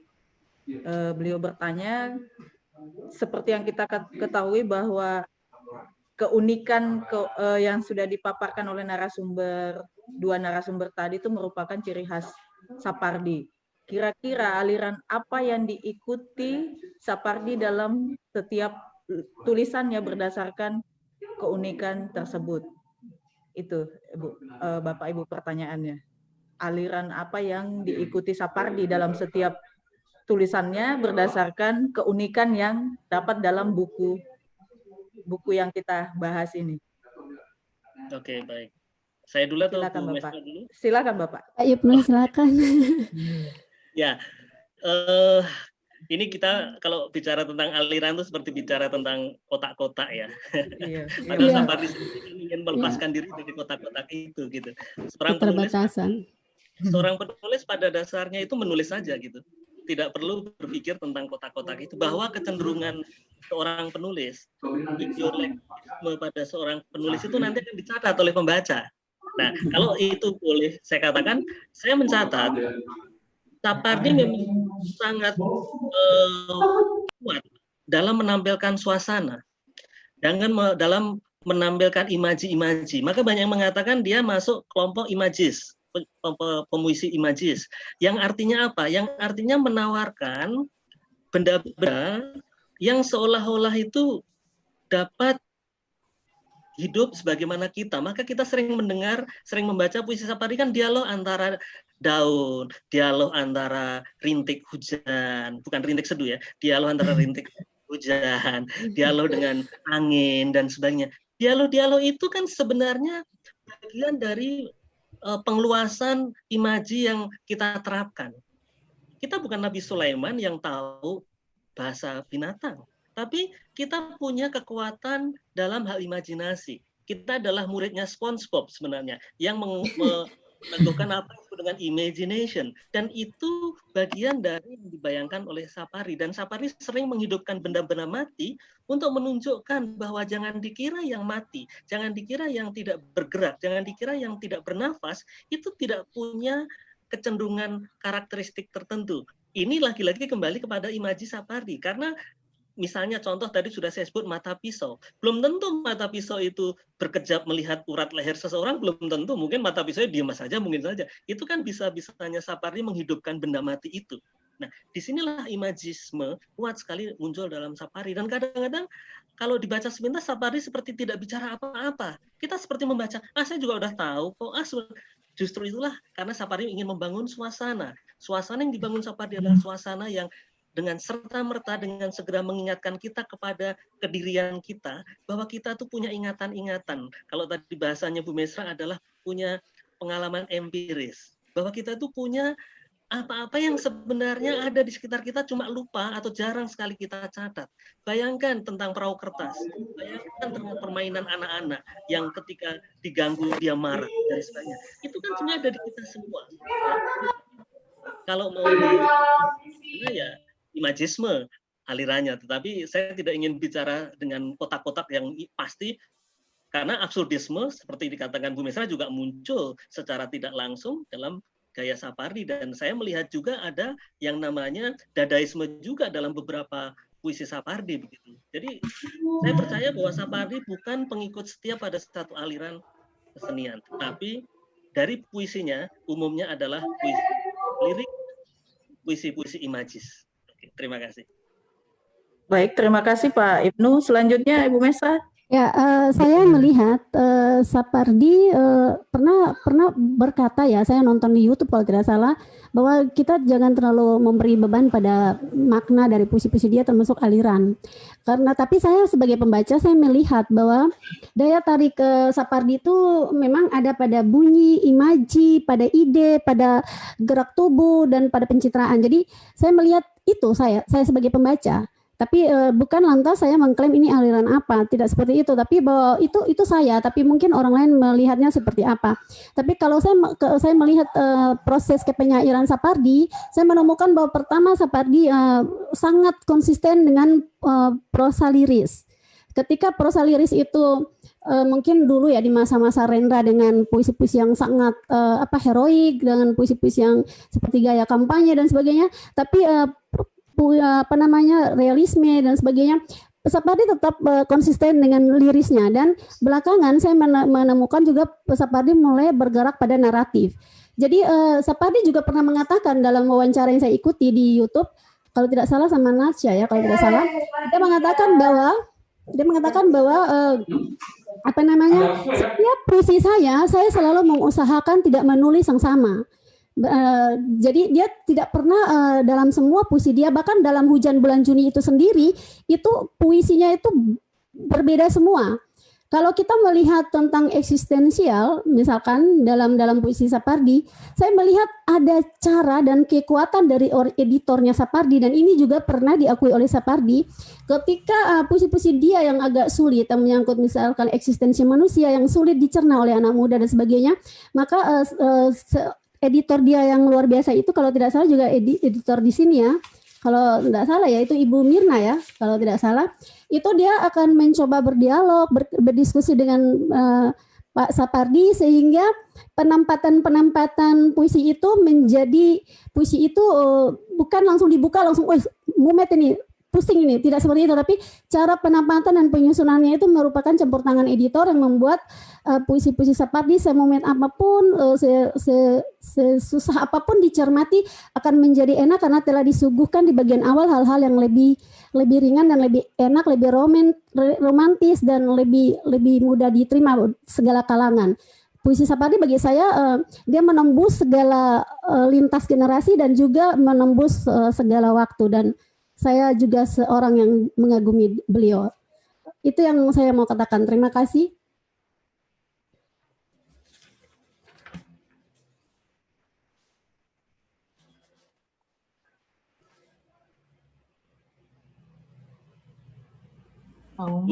Ini ya baik. Ini ada lagi Pak. Pertanyaan dari Mbak Sri Asi untuk Pak Ibnu. Pertanyaannya begini, bagaimana lisensia puitika kalau dalam penulisan kata harus bertaat asas dengan kaidah kebahasaan? Ini dia mempertanyakan lisensi puitika, Bapak. Iya, baik. Terima kasih. Sebelum saya menjawab, saya tampilkan buku puisi yang baru ya. Ini maaf, kelihatan nggak ya? Diangkat aja, Bapak. Di layar.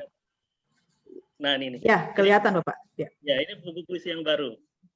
Yang abu-abu juga ya, yang tadi saya ingin mengatakan itu. Baik, gini, mengenai lisensia poetika. Sangat banyak orang keliru dengan lisensia poetika, dikira ketika seseorang itu memakai kata baru lalu dipakai untuk bagian dari puisi dia, itu sudah oke, beres. Lisensia poetika mestinya bukan seperti itu, tapi adalah suatu keterampilan, suatu kemampuan memilih kata yang belum ada selama ini, tapi kemudian punya daya pukau dan kemudian disosialisasikan lewat karya dan orang memakainya, gitu ya. Ya, jadi tidak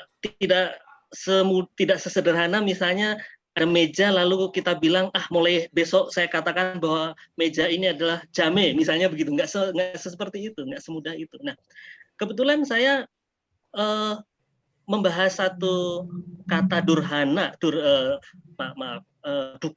di dalam puisi Sapardi dan puisi yang lain gitu ya.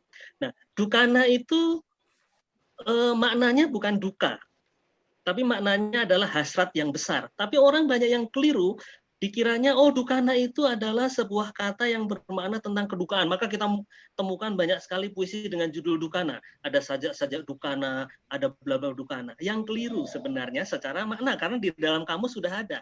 Nah, lisensia poetika mestinya adalah sebuah penciptaan baru atas kata yang belum ada di kamus gitu, ya. Misalnya di dalam kumpulan puisi ini sebenarnya tidak terlalu banyak atau bahkan hampir tidak ada lisensia poetika. Kalau saya lihat semuanya sih mudah dicari di kamus. Hanya penulisannya itu penulisan yang mestinya kalau bagi saya adalah penulisan yang mengikuti aturan. Misalnya contoh tadi saya tunjukkan kafe pada halaman 65. Kafe ditulis C-A-F-E biasa. Kalau orang Indonesia membaca kan bacanya cafe. Tapi pada halaman yang lain muncul lagi kata kafe, tapi dengan E-nya ada tanda strip, ada aksang di atasnya itu. Nah, ini adalah sebuah cara yang mestinya mudah kita tertibkan, ya. Kalau mau tulis saja dengan bahasa Indonesia K-A-F-E, kafe misalnya begitu. Nah, ini bukan soal lisensia poetika. Lisensia poetika adalah sebuah kebebasan, ya, dalam hal puitik yang tidak mudah sebenarnya. Karena kita harus menciptakan kata-kata baru yang kemudian mempunyai makna lain dan itu dianggap sebagai suatu kekayaan atau kekuatan pada karya itu. Saya kira Sutarji Kalsum Bakri yang mungkin banyak menciptakan lisensia poetika itu dan menciptakan kata-kata lewat misalnya ping di atas pong-pong, di atas ping-pong, ping-pong dan sebagainya gitu ya. Bahkan Sutarji pernah mengatakan ketika Joko Pinurbo waktu itu protes karena ada ejaan pada kata dia salah yang dimuat di Kompas, lalu Sutarji menjawab, salah eja itu sendiri bisa menampilkan kata baru. Nah, seperti ini. Ini kemungkinan contoh lisensia poetika yang sederhana. Tapi bagi lisensia poetika bukan perkara gampang dalam lingkup tatanan kebahasaan yang sudah sedemikian teratur ya. Karena menciptakan baru untuk makna tertentu ini perlu ada sosialisasi, perlu ada pengenalan, perlu ada prakteknya di dalam karya. Jadi penciptaan istilah-istilah baru yang berkaitan dengan COVID-19 ini banyak sebenarnya lisensia poetika, tapi apakah itu diterima atau tidak itu soal lain lagi. Karena lisensia poetika itu harusnya nanti diterima menjadi suatu lema atau entry atau kata baru di dalam kebahasaan kita. Mungkin itu yang bisa saya jawab. Ya, terima kasih. Baik, terima kasih Pak Ibnu. Selanjutnya ini pertanyaan ini sepertinya baru mulai ramai nih Pak Ibu Mesra. Ini ada lagi pertanyaan dari Danur Agani. Nih, dia bertanya, adakah temuan persoalan eksistensi yang khas dari Pak Sapardi dalam buku puisi ini? Dia menanyakan temuan persoalan eksistensi yang khasnya Pak Sapardi. Silakan Bu Mesra dulu kali ya, supaya Pak Ya. Ibnu tarik nafas dulu. Bu Mesra, silakan. Baik, saya izinkan saya menjawab berkaitan dengan bahasa. Ketika penyatuan antara dua generasi, antara Pak Sapardi dan Rintik Seduh, itu juga adalah keterwakilan antara bahasa yang berbeda antar dua generasi. Dan Pak Sapardi selalu saja berkata bahwa bahasa itu cepat dan bergerak maju. Sehingga kadang penggunaan bahasa dari Pak Sapardi itu bisa saja kata-katanya sudah ada di kamus, tapi bisa saja belum. Karena bagi Sapardi, dengan memperkenalkan kata-kata itu dalam sastra atau mengurungnya dalam sastra, itu sebenarnya sudah melestarikan bahasa itu sendiri. Persoalan dia sudah masuk atau belum dalam kamus. Kenapa dia menjadi pembicaraan eksistensi dalam menjawab pertanyaan itu? Agar kita bisa juga terbuka pikiran kita tentang eksistensi generasi tua dan generasi muda ketika mereka memilih untuk menyatu dalam dunia atau dalam kesemestaan kepengarangan untuk menciptakan kesemestaan yang baru. Disitulah saya melihat eksistensi Sapardi dan Rintik Seduh itu pada bagaimana Sapardi setia mendengarkan hal-hal yang sangat muda, sangat milenial atau sangat anak muda, dan itu diungkapkan dengan cara yang dia tidak membunuh absurditas atau kendala absurd itu, di mana ini dia tidak menganggap masalah, tapi dia mengkandangkannya dalam sastra. Jadi kalau ada pelanggaran-pelanggaran yang mungkin menurut orang yang ahli bahasa bahwa itu tidak mendidik, tidak sesuai, menurut Sapardi itu sah dilakukan sebagai sebuah pemahaman bahasa adalah sesuatu yang bergerak maju, dan ini paduan antara dua generasi. Jadi dia cuma dalam pengantar bukunya dia cuma mendengar kesemestaan dari Rintik untuk dia tulis kembali. Jadi posisi Sapardi di sini dia berkolaborasi benar dengan Rintik. Sementara kalau kita mau melihat ini sudah merembes ini ke lisensia, tapi bahwa kalau itu kita anggap itu eksistensi dua generasi itu membahasakan dengan bahasa yang berterima dan tidak berterima. Kalau kita hubungkan dengan lisensia poetika juga, saya melihat kamus bahasa Indonesia sendiri KBBI versi 5 daring, kalau yang saya tahu dan saya biasa pakai untuk mengajar, lisensia poetika itu kebebasan dalam mengubah atau mengabaikan. Saya memberi catatan sedikit, mengabaikan kaidah bahasa untuk mencapai tujuan tertentu. Dan biasanya kebebasan berekspresi seorang penyair dalam dunia kepenyairannya seringkali berlindung di bawah prinsip lisensia poetika ini. Jadi mungkin pada dasar pengertian seperti itulah pelanggaran kaidah menjadi sesuatu yang permisif, apalagi ini eksistensi yang lahir dari kolaborasi dua generasi dengan bahasa yang pasti berbeda. Terima kasih, mungkin hanya itu yang bisa saya jawab. Baik, terima kasih. Saya menambahkan Bu Mumu. Baik, ya silakan Bapak. Oke, baik. Kalau tadi contoh lisensia poetika sebelum menjawab Mas Danur ya. Itu ada halaman 79, itu ada kata bencah-bencah jalan ya. Ini di KBBI rasanya bencah-bencah itu belum ada, bencah itu belum ada ya. Nah, apakah ini nanti akan menjadi kata baru atau hilang begitu saja itu soal lain lagi. Iya. Tapi barusan saya menyebut tentang bencah-bencah jalan. Jalan adalah sebuah pilihan kata yang kuat dipilih oleh Sapardi. Ada kata yang berhubungan dengan jalan dan ini menunjukkan bagi saya ya Mas Danur, bagi saya adalah pilihan keberadaan dia, eksistensialisme yang dia pilih adalah bahwa di dalam jalan itu selalu ada yang namanya simpangan, cagak. Itu ada di dalam sini, cagak. Iya. Itu pada halaman 78, Iya. dia katakan, ini pasti, ini bagi saya ini gaya Sapardi. Iya. Bukan dear, ini jalan cagak. Kita boleh memilih ke arah kiri atau ke kanan. Cagak. Nggak ada jalan lurus. Makanya doa yang sering dipakai, ini sering bercanda kami dengan Pak Sapardi, dia bilang, masa doa selalu tunjukkan hamba pada jalan yang lurus. Jalan kan nggak pernah ada yang lurus, misalnya begitu. Ini bercanda, tetapi mengaitkan dengan, ada di sini kata cagak. Cagak banyak yang tidak tahu bahwa itu adalah jalan yang menyimpang, bersimpangan. Itu muncul lagi pada halaman 89, yang juga bagi saya adalah ini bagian ekspresi representasi dari eksistensialisme Sapardi. Saya bacakan bagian ini.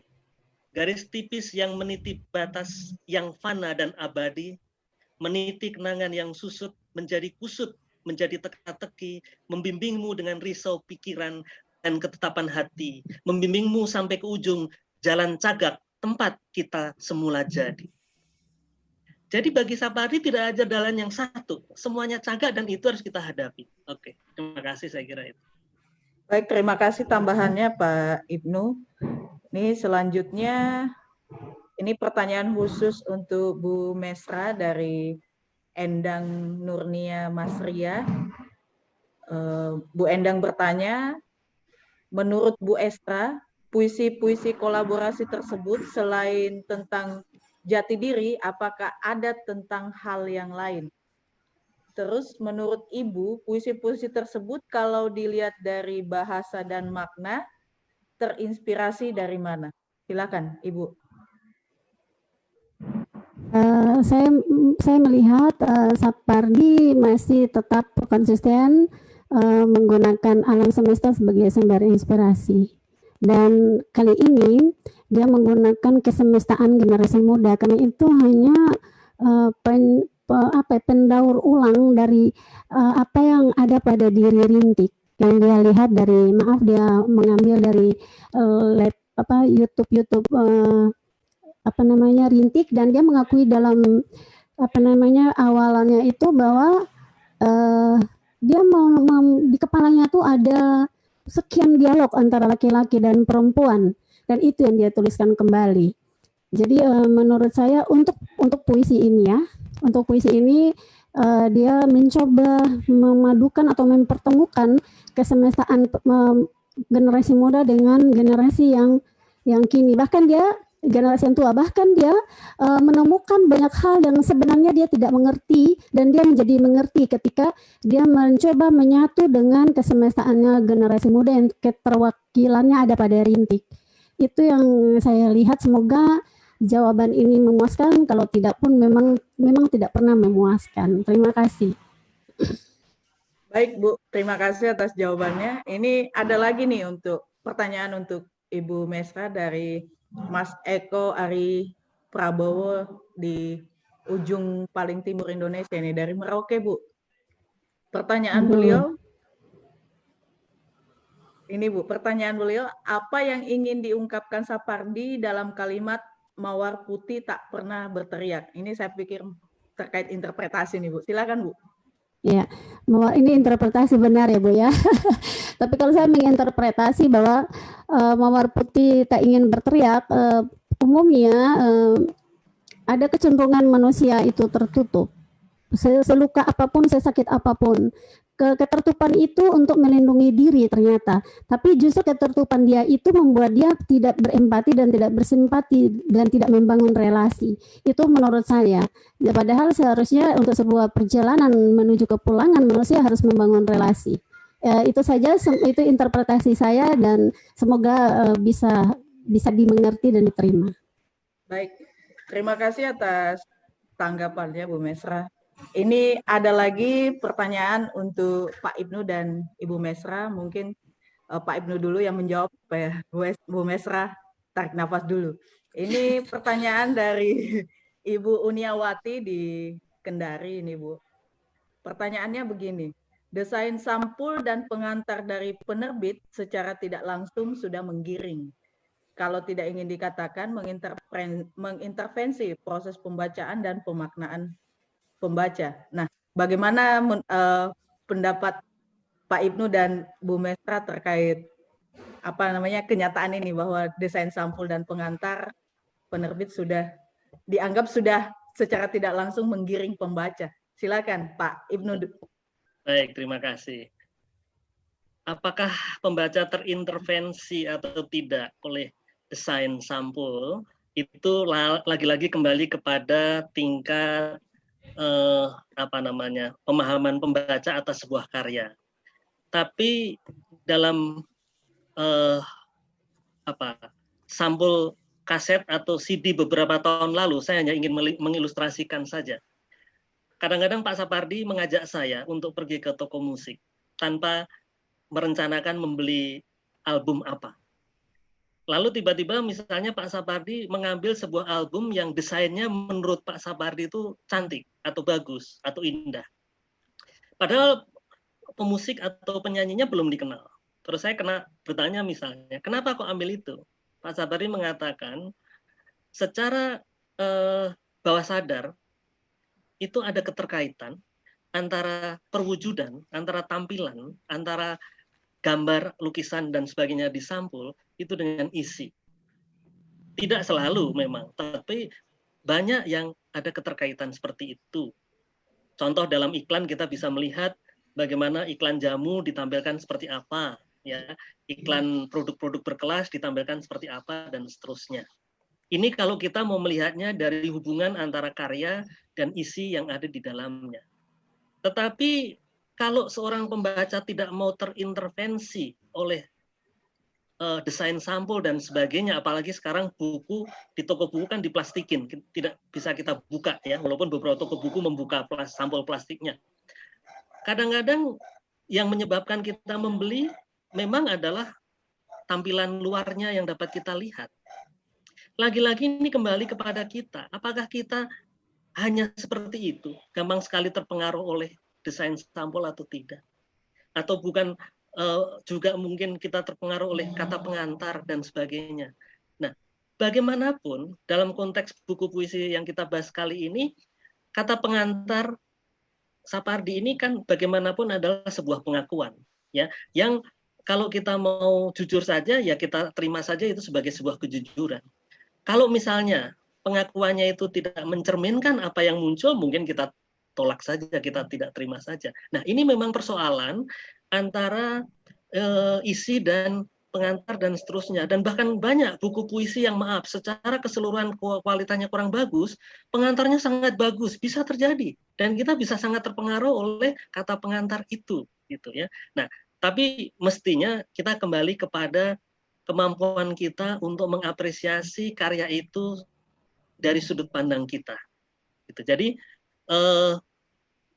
tidak sepenuhnya kalau saya membaca sebuah karya terintervensi oleh sampul atau pengantar atau yang pertanyaan Bu Uniawati tadi, tampilan luar ya, tidak sepenuhnya seperti itu.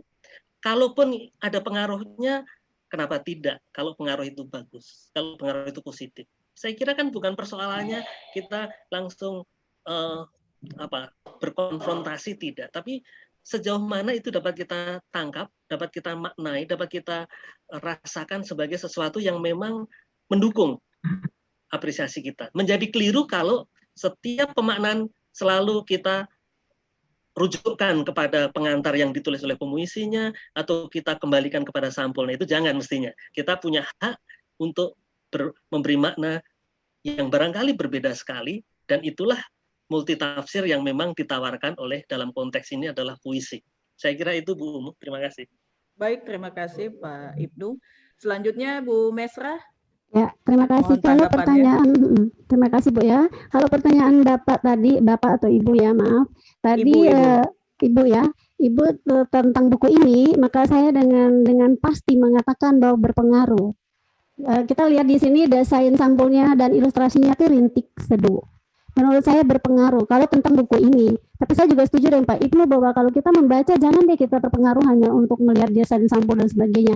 Kenapa saya melihatnya? Karena kebetulan saya bicara tentang eksistensi dan saya melihat tentang desainnya itu rintik. Jadi menurut saya buku ini berpengaruh soal desain sampulnya.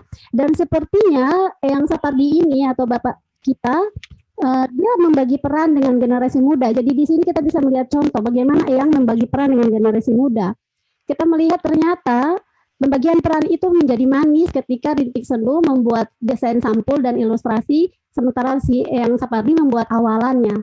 Dan hampir semua buku dalam hampir semua ilustrasi dalam buku ini dikerjakan oleh Rintik Seduh dan itu menurut saya berpengaruh karena hanya mereka saja yang bisa menyampaikan apa yang ingin dikatakan lewat ilustrasi dan kata-kata dalam buku ini. Selain itu pertanyaan tentang desain sampul ya.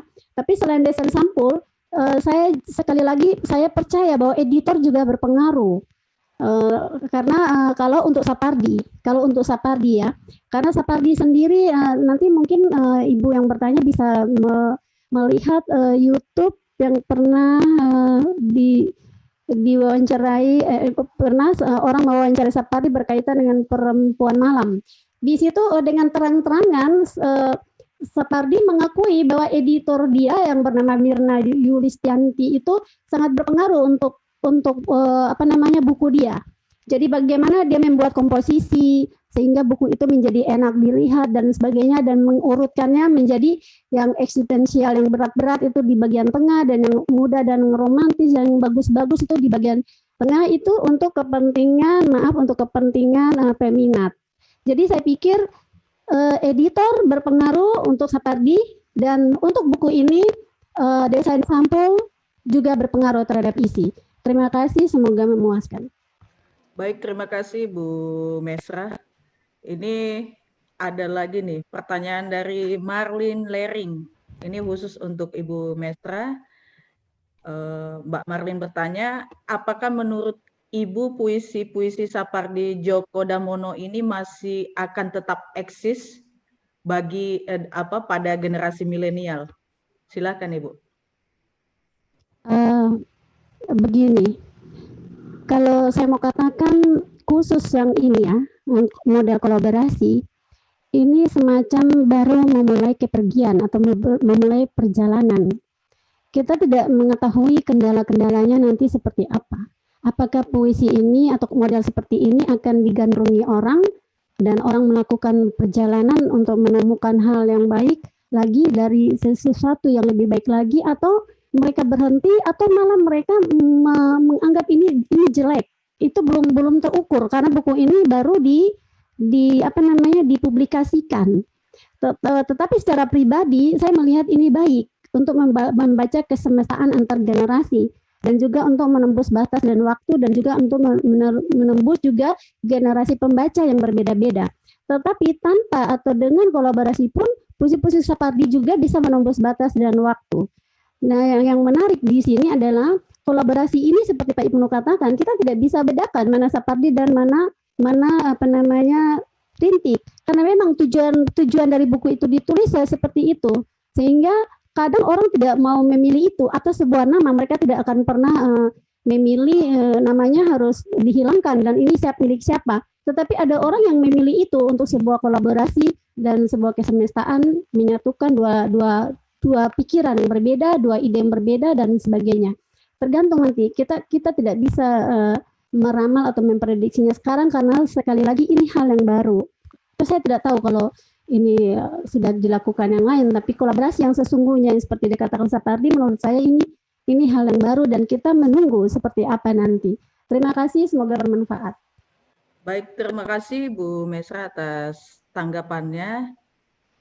Pada kesempatan ini juga saya masih mengundang Bapak Ibu peserta untuk bertanya secara langsung melalui fitur raise hand kalau ada.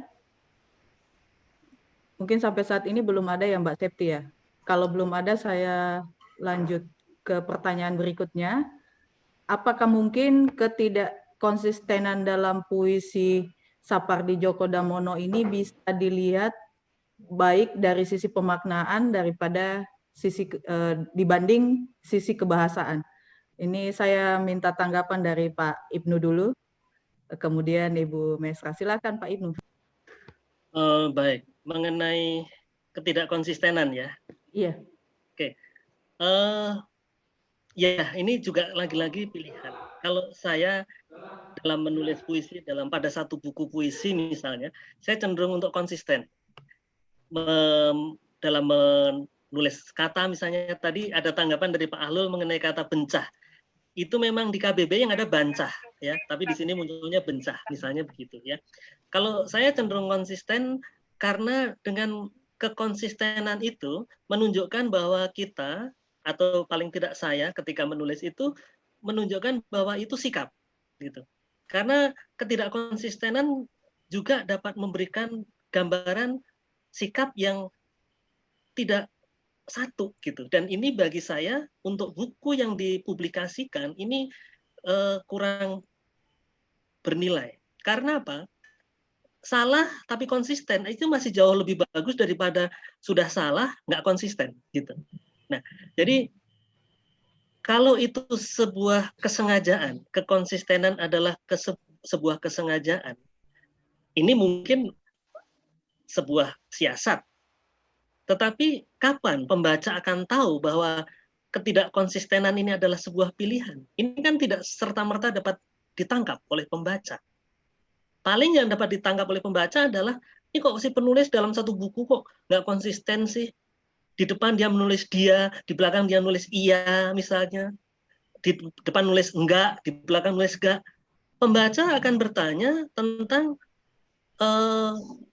kompetensi dia di dalam menulis kata yang seharusnya bagi saya. Tapi kalau ketidakkonsistenan ini adalah sebuah cara atau siasat untuk menawarkan makna, nah ini mestinya ada formula lain, ada cara lain yang dapat dinikmati oleh pembaca gitu. Jadi pertanyaannya saya kembalikan, kekonsistenan dalam satu buku puisi yang sama atau pada buku puisi yang lain? Karena bisa saja pada buku puisi yang lain berbeda-beda. Saya contohkan saja, Dukamu Abadi, cetakan pertama tahun 69, itu duka tanpa tanda hubung mu, langsung duka, M-nya kapital.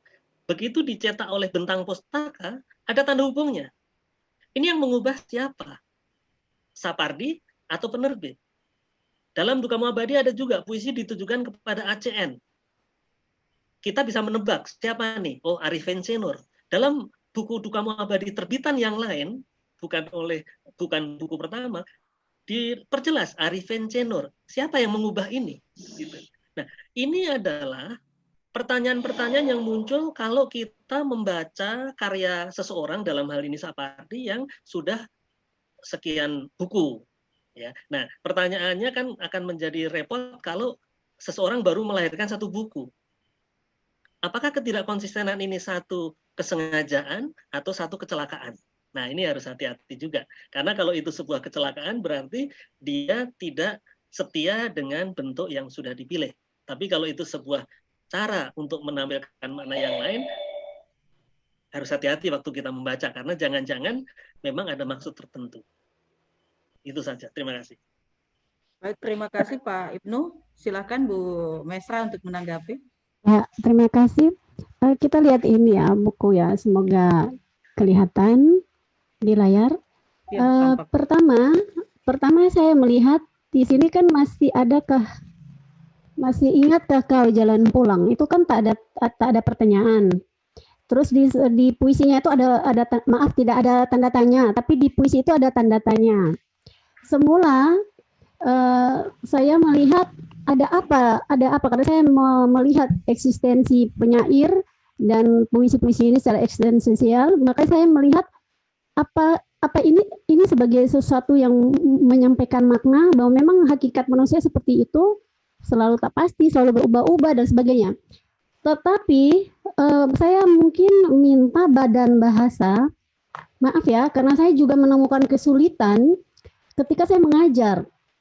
Jadi mungkin ini Badan Bahasa mungkin memberikan keputusan atau memberikan sebuah jawaban, karena di sini di KBBI versi 5 daring, kalau kita mau menjawab soal konsisten dan tidak konsisten terhadap ketaatan bahasa ya, sekali lagi lisensi apotika itu kebebasan penyair. Kalau pemahaman lisensi apotika menurut KBBI versi 5 daring itu kebebasan dalam mengubah atau mengabaikan kaidah bahasa. Mengabaikan kaidah bahasa untuk mencapai tujuan tertentu. Nah loh, ini ada dalam kamus loh, dan kalau anak-anak kesulitan dalam menjelaskan soal lisensi apotika, guru-gurunya meminta melihat kamus. Nah ini kamus di sini dia ada dua hal yang dipegang anak-anak atau siswa atau pelajar atau siapapun ketika dia membuka kamus tentang lisensi apotika, maka yang dia pegang adalah kebebasan dalam mengubah dan mengabaikan kaidah. Dan karena pengertian inilah cenderung penyair sering berlindung di bawah ini. Dan kalau hanya gara-gara ini dia menjadi tidak konsisten, agak sulit untuk saya menjawab. Hanya itu dan terima kasih. Baik, terima kasih Pak Ibnu dan Bu Mesra. Saat ini waktu kita tinggal beberapa menit, sehingga saya harus menyudahi. Namun sebelum saya menyudahi, ada beberapa hal yang mungkin dapat saya simpulkan, bahwa puisi kolaborasi antara Sapardi Djoko Damono dan Rintik Seduh ini merupakan buku puisi kolaborasi yang sesungguhnya dalam artian dia utuh, karena dapat merangkum atau menggambarkan kondisi dua generasi yang berbeda jauh. Selanjutnya, buku puisi ini merupakan refleksi atas komunikasi kita sehari-hari dan merupakan penyadaran eksistensialis atas permasalahan hidup manusia dan menghadirkan kesadaran yang muncul dalam bentuk impian-impian atau hasrat-hasrat manusia. Itu saja yang dapat saya sedikit yang dapat saya simpulkan dari diskusi kita pada siang hari menjelang sore hari ini. Saya ucapkan terima kasih untuk dua narasumber kita, Pak Ibnu Wahyudi dan Bu Mesra Elizabeth Polondo, dan juga partisipasi dari Bapak Ibu peserta sekalian. Saya juga mohon maaf apabila atau selama saya memandu kegiatan ini terdapat salah kata atau hilaf atau salah sebut nama, itu mohon maaf Bu Mesra. Pada kesempatan saya mohon maaf. Sampai bertemu lagi dalam acara diskusi daring selanjutnya. Saya Umu Fatimah Ria Lestari dari Timur Indonesia, Balai Bahasa Papua, mengucapkan Assalamualaikum warahmatullahi wabarakatuh. Selamat sore. Om Swastiastu, Namo Buddhaya, dan salam kebajikan. Saya kembalikan ke Pewara. Mbak Septi, silakan. Baik, terima kasih Ibu Umu Fatimah. Baik, Bapak dan Ibu, pada buku sastra telah selesai pada sore hari ini. Semoga materi ini disampaikan oleh Ibu Mesra Elizabeth Polondo dengan Bapak Ibnu Wahyudi dapat bermanfaat untuk kita semuanya. Terima kasih Bapak Ibnu dan Ibu Mesra. Dan saya juga ucapkan terima kasih atas partisipasi Bapak dan Ibu dalam acara ini. Atas nama panitia kami mohon maaf jika ada kesalahan melalui tutur kata kami maupun perbuatan. Untuk siaran ulang diskusi daring ini, Bapak dan Ibu dapat melihatnya melalui kanal YouTube Badan Pengembangan dan Pembinaan Bahasa. Sampai jumpa pada seri diskusi daring yang selanjutnya. Dan untuk itu, Bapak dan Ibu, kami juga ingatkan kembali untuk tidak lupa mengisi daftar hadir yang sudah disediakan oleh panitia. Terima kasih. Wassalamualaikum warahmatullahi wabarakatuh. Waalaikumsalam. Waalaikumsalam. Terima kasih juga. Terima Terima kasih. kasih Pak Ibnu, Bu Terima Mesra. kasih Sampai Ibu ketemu. Ungu, Pak Ibnu. Ada Terima salam. kasih. Bu Mesra ada salam dari Mbak Foni. Oh begitu ya. Aduh saya tadi terlalu cepat ngomongnya ya. Tidak, Bu. Aduh. Karena Karena materinya terlalu juga banyak. Iya. Heeh. Tapi Bu, bagus, Bu. Daftar Karena hadir rigid. juga nih, Bu. Iya, Pak. Ya. Saya mengisi daftar hadir juga kah? Bolehkah dikirim ke handphone saya? Ya, Ya, ini Bu ada Septi. Baik Ibu Mesra, untuk daftar hadir nanti akan kami kirimkan ke ke Iya. Google ya. Mesra dan Ya. Pak Ya. Yusuf, Pak. Ya, Baik. terima kasih Bu Septi, Bu Ungu. Terima kasih. Sampai jumpa. Sama-sama. Pak Ibnu, Ya. terima kasih Terima bisa kasih. bersama Anda hari Terima ini. kasih, Luar Pak biasa bagi saya, Pak Ibnu. Terima kasih. Terima Ya. kasih Bapak dan Ibu. Bu Ungu, terima Ayo, kasih. iya, Saya iya, pamit Bu. ya. Iya, Bu. Terima kasih. Iya, Bu. Terima kasih. Septi, makasih ya. Terima kasih Kak Yo, Ungu. yo, salam untuk Alvaro. Ya Kak. Terima kasih Yo. Kak Ungu untuk Ayo, bantuan. saya mohon diri Ibu ya. Mesra, sehat selalu Ibu Mesra. Ya, sehat selalu.